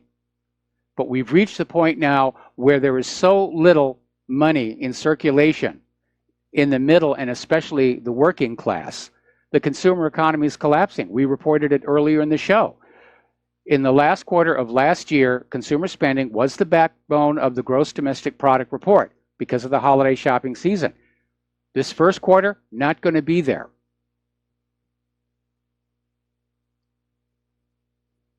And as the economy gets even tighter, it's going to get even more predatory. Now, apparently over in the Observer, they're claiming that Cambridge Analytica harvested data from 50 million Facebook accounts. They found that Cambridge Analytica's Alexander Kogan collected data from 270,000 accounts and was able to access data from all their friends, on average 185 users per account, making up the total of 50 million. This does seem to add up. Now, the Guardian app's privacy policy reveals they also collect data from your Facebook account and the accounts of all your friends. This data includes your name, profile picture, gender, networks, user ID, and any other information you choose to share according to your Facebook account settings. So, and it's been happening for years. Now, I don't know about you, but even back in the heyday of Usenet and Unix, I never put personal information out there online. That was just dumb. And especially young people today have to be told, you have to avoid the temptation to feel that you're engaged in a deeply personal conversation with the other person on the other side of that net. Basically, you're in a crowded room and everybody is watching what you do and listening to everything that you say, and you should conduct yourself appropriately. All right, we're going to do a shout out now for our on-air affiliates who are just now rejoining the network. And once again, our phone lines are open, 800-313-9443. Article out of Natural News talking about how Google is trying to push what they call the final solution to independent media, to get rid of the independent media here on the web. And basically, Google plans to invest $300 million into a new algorithm that, for all intents and purposes, threatens to permanently destroy the independent news industry. Known as the Google News Initiative, the program will redirect advertising dollars back to mainstream publishers and away from many up-and-coming news outlets that have broken free from the Wall Street propaganda machine.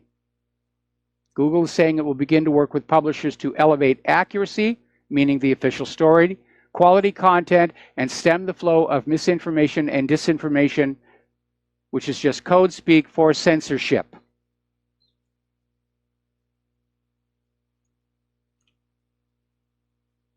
We in the independent media have taken away corporate media and the government's ability to lie to you, the public, with impunity. They want it back. But if they think that shutting down the independent media is going to return you all to being naive, trusting, gullible fools overnight, it's not going to happen. It will be decades before the American people have gotten over lies about Saddam Hussein's nuclear weapons or Assad's sarin gas. The polls are showing it. Trust in the corporate media and the government is at an all-time record low. And silencing or trying to silence the independent media is not going to change that. Now, apparently, 2 weeks ago, the city of Atlanta's municipal government was hit with a crippling ransomware attack that has wiped out millions of government files and left the city's police and first responders relying on paper record keeping. And so far, the city has made almost no progress in recovering their files. Police still don't have access to vital databases and investigative files. The town's auditor says the city books have been destroyed, aside from whatever's left in the paper record. And top city officials were scrambling through this holiday weekend to try and piece together bits of city projects from personal computers and email addresses that weren't affected by the hack. Almost every government department was hit by the ransomware, though fortunately 10 of the 18 machines in the city's auditor's office somehow avoided the hack. Okay, where is the National Security Agency in all of this? Aren't they supposed to be the experts at protecting America's IT infrastructure? Isn't that what they get all the money for? Isn't that why they have all these data centers? I mean, this government seems to think it can win a war on terror. It can't even track down the ransomware writers and the hackers.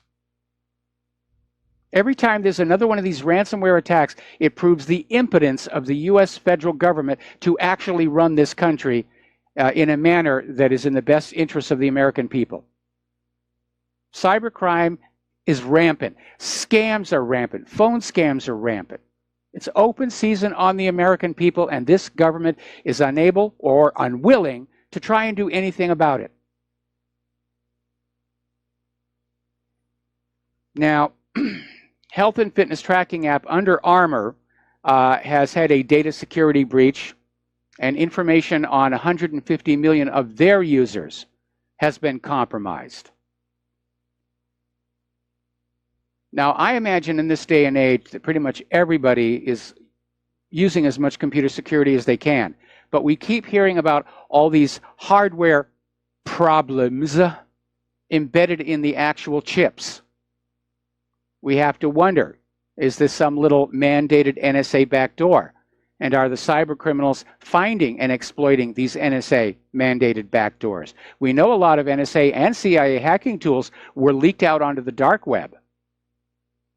Talk about Frankenstein's monster.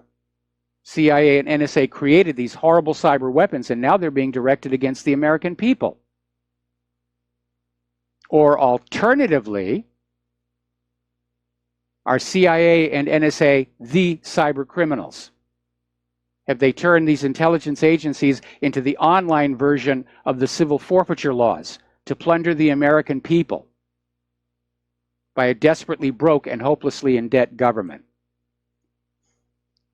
There's been a huge credit card heist, apparently involving multiple stores, higher-end stores, Saks Fifth Avenue, Lord & Taylor. The breach was first discovered by cybersecurity firm Gemini Advisory and was later confirmed by the Hudson's Bay Company, one of Canada's largest retail groups with a specific focus on the luxury market. The Hudson's Bay Company owns Saks Fifth Avenue, Saks Off Fifth, and Lord & Taylor. So it's just wide out there. Part of the problem is we've made these systems too complex.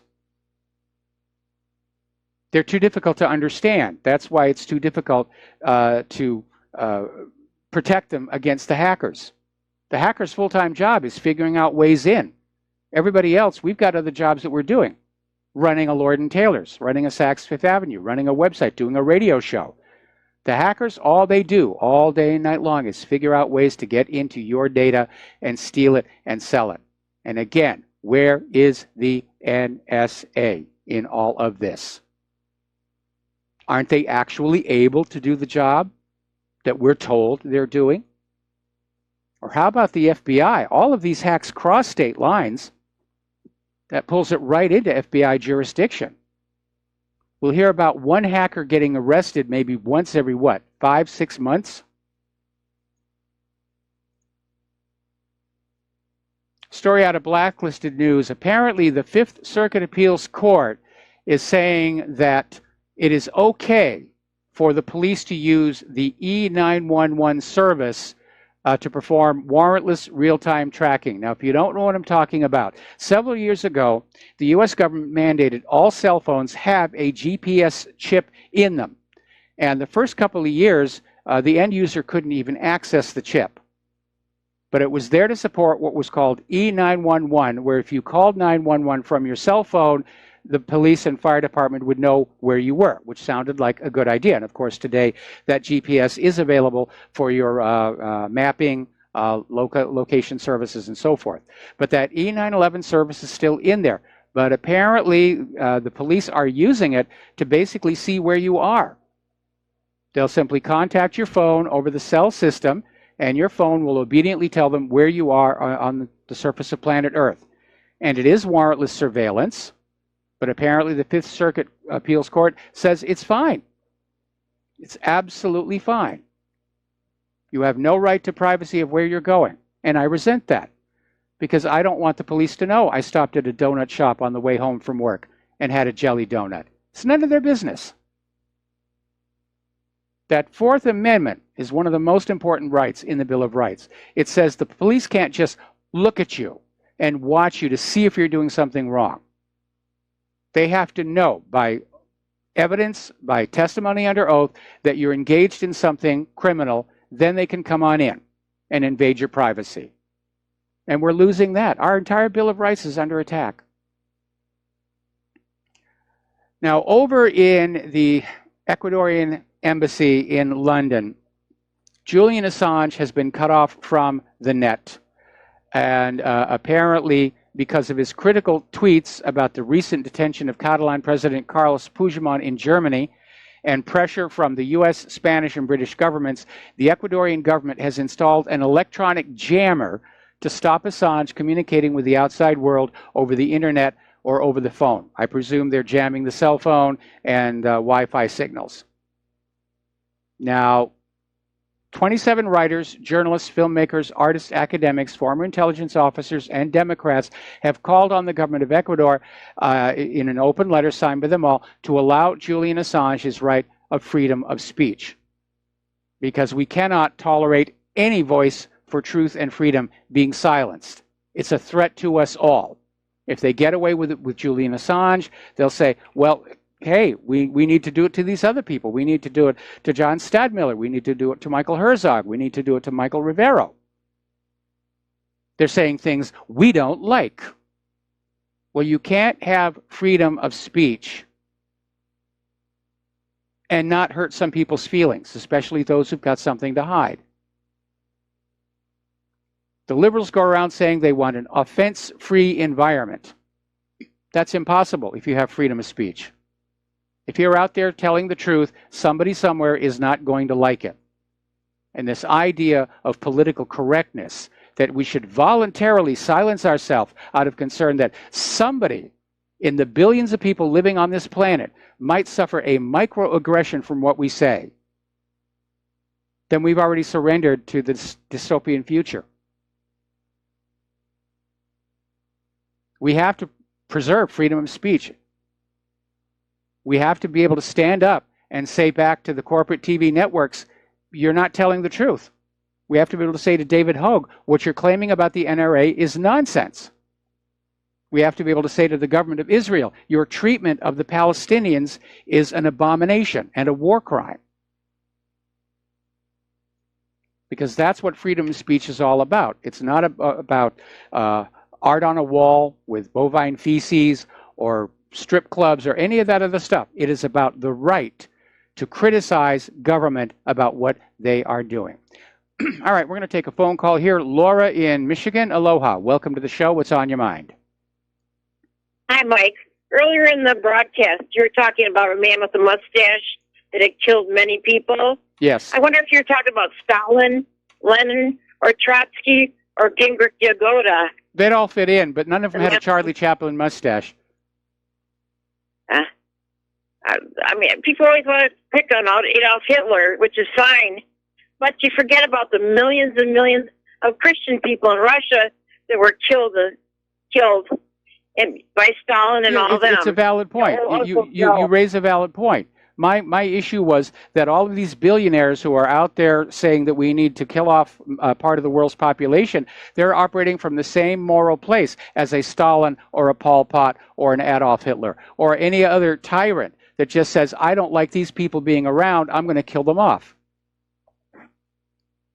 I just wish more people would not always just talk about Adolf Hitler, because they need to be reminded that these people killed millions, facilitate the deaths of millions and millions of people. And Gingrich Yagoda, nobody even knows his name. He's credited with killing more people single-handedly than anybody else ever had. Nobody even knows his name. Well, I guess he didn't succeed in getting into the history books with it. But your point is valid with any of these tyrants. And my point is that those who presume to stand up and say, because I have money, that I can decide who lives, who dies, who has children, who does not, they're coming from exactly that same moral place of assuming a godhead and control over the lives of other people. Yep. Okay, thank you. I just wanted to try to bring that in. All right. Well, your point is valid, and I could have gone with Stalin, but I don't know how to describe his mustache. Okay.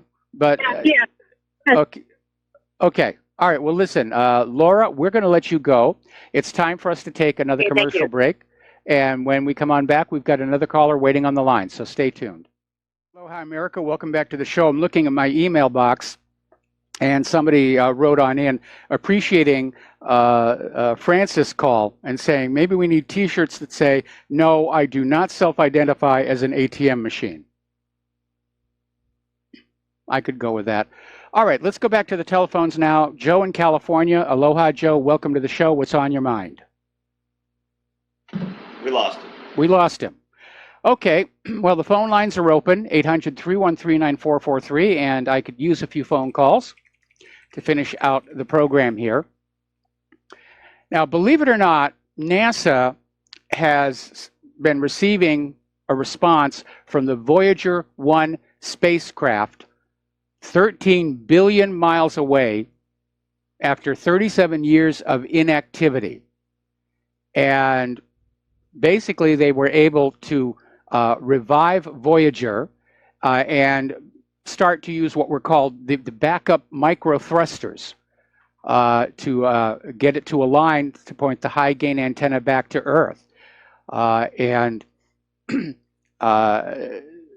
They basically came up with a solution, and they gave the job of orientation to a set of thrusters that had been asleep for 37 years.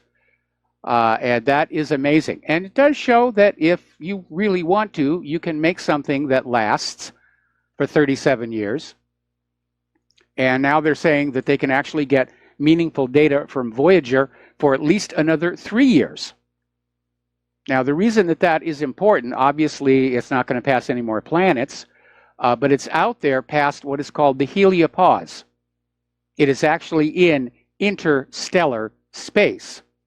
And it's sending back observations from its instruments, obviously not the cameras, as well as its orbit is being very carefully tracked along with that of Voyager 2 to see if there is any hidden mass out there. And apparently there are some perturbations in their trajectories that suggest something else might be out there. Now, of course, every once in a while we'll have the so-called 10th planet search, or now that Pluto's been demoted, the 9th planet search, because it's been known for a long time that the orbits of the known planets aren't exactly the way they ought to be if there was no other influence out there. And so there's always been talk of a large super Jovian planet out there orbiting our sun. But there might be another possibility. I'm going to engage in a little speculation here. And that has to do with what is called the so-called background radiation from the Big Bang. Now, as you probably know, I do not agree with the theory of the Big Bang. I think it's got all kinds of holes in it. But there was a satellite sent up called COBE, which went on up to measure the cosmic background radiation. And it did find a background radiation there. But whereas the theory of the Big Bang theorized a smooth, featureless glow, COBE found a very convoluted, highly detailed radiation field surrounding us on all sides. And so everybody said, well, that's got to be it. There's no other explanation. But there might be. There might be, and it goes back to the idea that sometimes stars exist in what are called binary pairs. Now, the conventional wisdom is that a close binary will not support solar systems because the gravity of the partner star will pull the planets away from, they'll pull planets away from each other. But if the two binaries are far enough apart, then the perturbations are going to be much, much reduced. So what I theorize may be out there is going to be much larger and much further away than the hypothesized ninth planet. It's the dead core of a once exploded star that used to be a partner with our sun, and it's still there. They're still orbiting each other. And what we are being told is the cosmic background radiation is actually the remains of a very old, distended, diffuse planetary nebula that formed around our twin stars from that explosion, which would also explain why so much of our solar system looks like it's been hit with a shotgun. All right. We still have another minute to go. So great that Voyager is doing this. Boy, does that make me feel old. Because when I was at JPL, I did a little bit of work on Voyager right after I finished up with Viking. And has it really been that long? Oh, my goodness. So anyway, well done, Voyager. And great to see that it's still going on. And sometimes these things really do just do very, very well out there. And they outperform. That's what happened with Viking. They were never expected to last beyond 256 pictures of the surface, and instead got over 4,000. So sometimes you just get lucky. And I do support Trump's desire for a renewed space program, not because I love outer space and space exploration and want to see flags of the United States flying over the planets, but because we need a civilian technology incubator to regain our lead in industry and technology. We're going to take a break for commercials. Please call in and join us on the air, 800-313-9443. We'll be right back. Aloha, America. Welcome back to the show. The phone lines are loading up. Let's start with Peter in Los Angeles. Aloha, Peter. Welcome to the show. What's on your mind? Well, Mike, when you were talking about the NSA possibly, and I would tell you likely being involved, at least being involved in cybercrime by non-intervention at the very least. But active intervention is even more likely. But one can also not discount the fact that, the country with the most moral army in the world has just spent about, several $100 million coming up with cyber people to online ghosts and all these people and shills and so on. And they may very well be the people like attacking your server, or of course they can do cybercrime as well.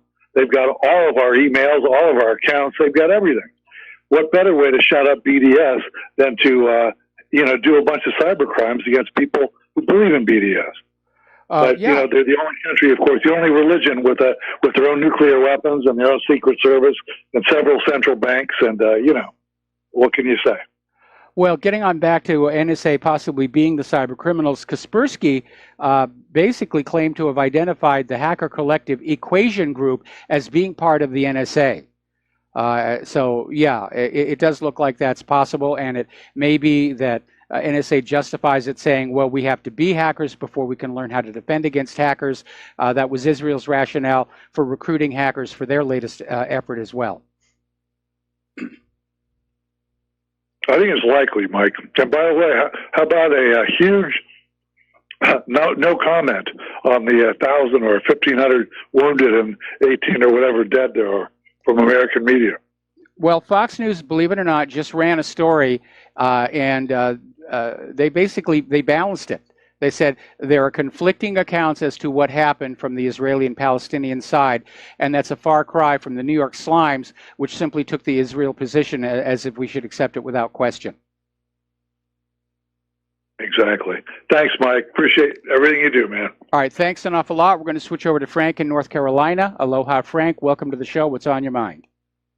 Yeah, aloha. Yes. I just wanted to report quickly on a story that I saw in my local news. Something that happened apparently over the weekend. It was a little march. I have no idea how many people. It might have been as few as 50 or even less, or it could have been more. I don't know. But it was in support of DACA, you know, and Yes. It looked like most of the people involved were Hispanic, Latino, whatever. But it happened here in Charlotte, North Carolina. And there was some guy who, as they were marching down the sidewalk, I guess, in front of his residence, he opened his door and stood in his doorway. He didn't come out, you know, he didn't approach them or to confront them or anything, but he stood, I guess, quietly in his doorway. And I'm sure you can go on and look this up on the internet. It happened in the Plaza Midwood area of Charlotte, North Carolina. And that's Plaza Midwood, M-I-D-W-O-O-D. It's kind of a mixed area right there. But anyway, he stood in the doorway with, it was a white male, appeared to be completely by himself, had on jeans and some type of a black shirt. His face is blotted out. And he's holding in his hand an AR-15 with collapsible stock, short barrel. He's holding it with one hand sort of away from his body slightly, and I guess the muzzle is pointing straight up, okay? And he's holding it in one hand, and he's flipping them the middle finger, with the other hand, and they blotted that out too, but I'm assuming that's what it was. But anyway, that was his protest to their march. They called the police and everything, and the reason that I'm calling it in and reporting it is it's pretty remarkable. There was no arrest made. They said since he was not pointing the rifle at anyone, he didn't break any laws, so they basically let him get away with it. I would have thought that they would have come up with some kind of charges, but I just thought your listeners would find that the letter of the law, he interesting. was handling the weapon in a safe manner, although were I in that position, rather than pointing the barrel up, I'd have the barrel pointed down to the ground in case of an accidental discharge. You know the bullet's not going to go anywhere. But yes, he's on his own property. He's inside his own home. He's not presenting a threat. There really isn't a reason for him to be arrested. And as far as DACA is concerned, you're right. These protests are all by the illegal immigrants, and I don't understand why Immigration and Customs Enforcement doesn't go down to all these DACA marches and simply round up these people and check them for their citizenship or residency documents. And it is really out of control. But as of early today, apparently concerned about this caravan of illegal immigrants that are going to try and punch through the border in Texas, Trump has said no deal on DACA. No deal on them as well. If these people are hurt because their parents brought them here illegally, it is the parents' responsibility and not that of the United States government.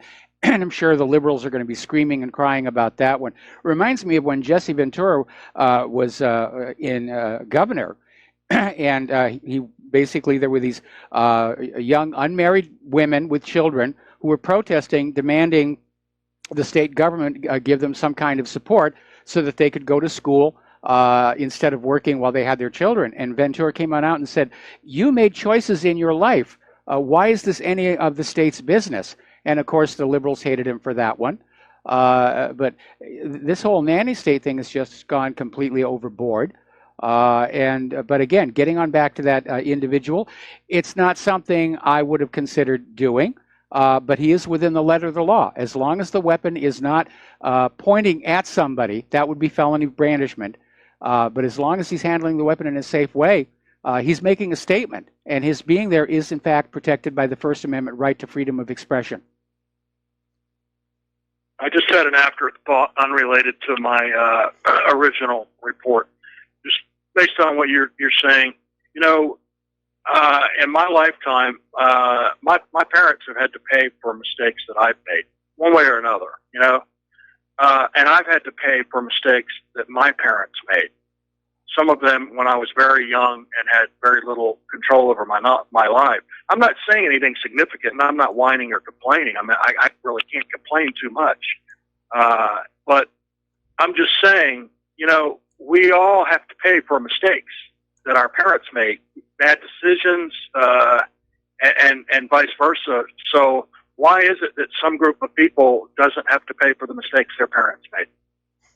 Well, thank you. Yeah, you're welcome. We're at the bread and circuses phase. If you can get a big enough crowd screaming about something, the government will cave on in. Certainly the liberal government will cave on in because they want your votes. And we need more Jesse Venturas out there saying, look, there's a proper role for government, and this is not it. And I'm sorry that these people were brought to the United States illegally by their parents, but that is the parents' responsibility. And it does not give these children a right to be here just because they were children when they came here. They are still illegal immigrants regardless of what age and how they came here.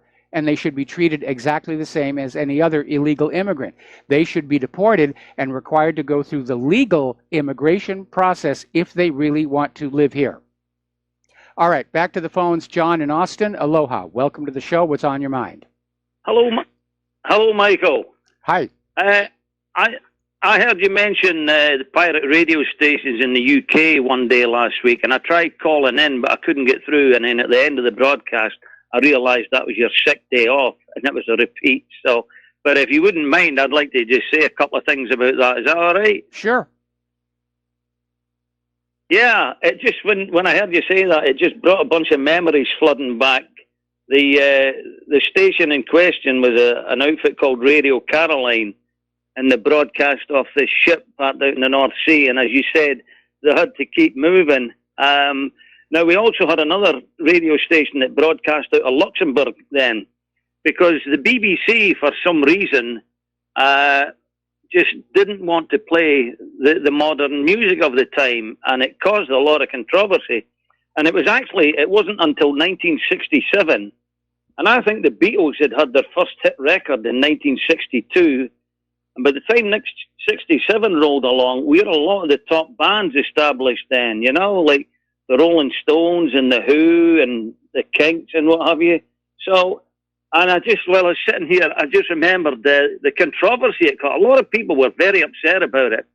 And what we had to do, I was working in a factory at the time, and we got to listen to Radio 1 for about 2 hours of the day, and the rest of the day, well, what the BBC did was they created a new formula, actually. They brought out Radio 1, Radio 2, Radio 3, and Radio 4.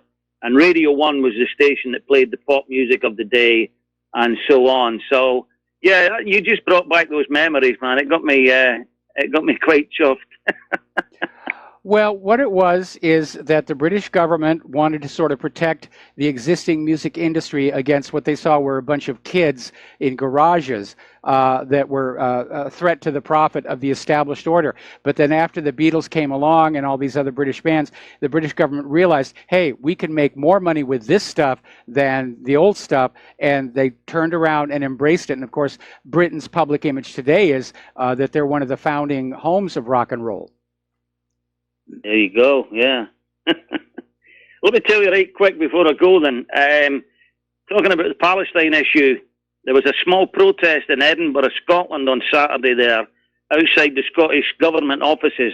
Now that's a practice that is allowed without police intervention, as long as there's not a disturbance being caused. And there was only a handful of people there.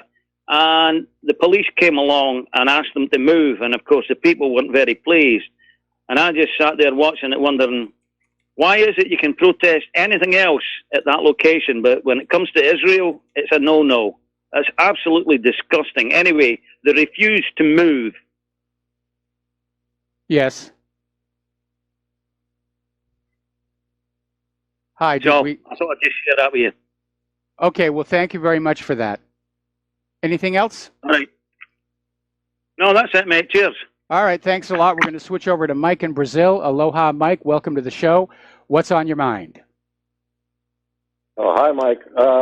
First, I need to make a comment on. You had an earlier caller by the name of Laura, with several calls ago. Yes. And she was concerned as to the reason why no television network like History Channel, Discovery, or National Geographic ever touches the subject of Joseph Stalin having murdered more than 40 million Russians at least. That's a very crude estimate. Well, the reason is very simple why they failed to mention his name. First of all, because Joseph Stalin, as his name implies, actually his name was Joseph Vissarionovich Stalin. Okay? Yes. That's his name. Stalin was a nickname because he was called the Man of Steel, and he killed anybody. He was a ruthless killer. And first of all, he was Jewish. This is the primary reason why they don't mention his name. The same thing like with Vladimir Lenin. He was Jewish too. The entire Stalin secret police was made up of Jews, all of them. Some people say that was 100%. Some people put the number to 95%. But anyway, the two most feared commissars of Joseph Stalin were Yagoda and Mikhail Kaganovich. They were the two most brutal murderers that Soviet Union has ever seen. So, to make a long story short, the reason none of the networks or newspapers or the media in general mentioned his name, because it's a strong connection between Judaism, although he was an atheist, all of them were. Communism requires you to be an atheist. And basically because they were Jewish and tied to the Jews. Stalin was born in the state of Georgia, in Russia. So he was Jewish. So was. And so the second thing I'm going to comment on is why is it that malware never seems to hit? Okay, Mike, we seem to have a very bad line here. You're breaking up. Could you maybe talk a little closer to the microphone and see if that makes things better? Yeah, sure. I'm sorry about it. Yeah, we have a bad connection. But no, I hope you got my my comment on Joseph Stalin. Because, yes. Well, to repeat, in case that you didn't hear what I said, the guy was born in Georgia. He was a Georgian Jew, and Vladimir Lenin was also Jewish. And in this case, of course, nobody's going to mention their names, and they will try to keep these two figures well undercover because they don't want people to know about them. Because, by the way, somebody once said, I can't remember exactly who was that said this, he said that by the time Hitler had his 1,000 people murdered, Stalin had his 5 million. Yes. And not to forget the fact that Stalin was responsible for the famine in Ukraine that killed over 30 million Russians. Yes. Brutal famine, like yes. nobody has ever seen before. These people were psychopaths, murderers, psychopaths. And Yagoda and Mikhail Kaganovich, they were the executioners. Everybody knew that. Kaganovich ended up being executed himself. He committed a great crime of not obeying his master, and he ended up with a bullet in the back of the head. And the second thing I was going to talk about is the malware. Why is it that this malware never hits government databases like state and federal prisons, local jails, county jails, the FBI, the CIA? How come they seem to be immune to this kind of stuff? Maybe it's because it's them who are doing it? Yes. Your comment. Yeah, I would agree with that. There's something, completely ridiculous about all these government agencies who are given all this money to basically defend our IT infrastructure, and they're nowhere to be found. Cybercrime is running rampant. It's open season on ordinary American people for their data, their money, their privacy, and it's really no way to live. Anyway, Mike, thank you very much for the information. We're coming up on a commercial break. I'm going to take Tony in Puerto Rico. I may have to take you through the commercial break. What's on your mind? Okay. Yeah, you can take me through the commercial break. No problem. I'll wait. Okay. Well, fine. Then getting on back to the news here. Apparently, there is a new experimental astro litter picker, and it's going to be launched into space next week to try and deal with the 7,600 tons of space junk, one piece of space junk at a time.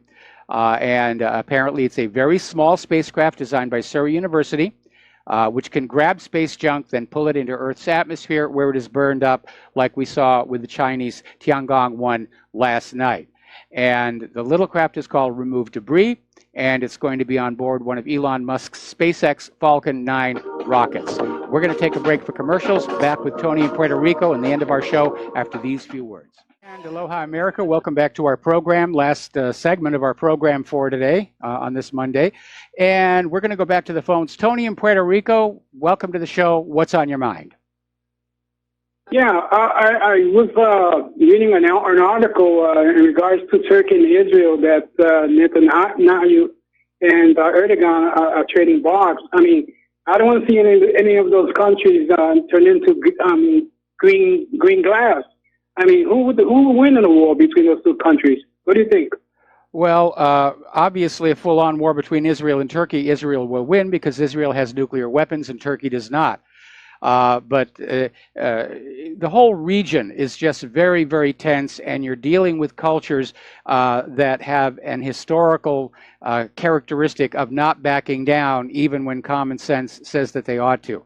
But everybody is dealing with border incursions. Everybody's thumping their chests. Netanyahu is still trying to find a way to distract everybody from his corruption charges. The whole area is a tinderbox, and it's going to take just one match. And it's all going to be up in flames all the way from Israel itself all the way out to Iran. Yeah, that's what I'm afraid of with Israel starting it. Yeah. Anyway, thank you, Mike. All right, thanks an awful lot. We're going to close the phone lines here and go back and recap some of the stories that we were looking at earlier today. This morning's drop on the stock market, this was the start of the second quarter. And this is the worst second quarter start since the Great Depression of the 1930s. So we'll see what happens tomorrow. I'm sure the plunge protection team is going to be in there trying to get that market back up again. Somebody was certainly doing that toward the end of the day. It was down more than 700, closed down 400. The activity seemed to be nothing but buy.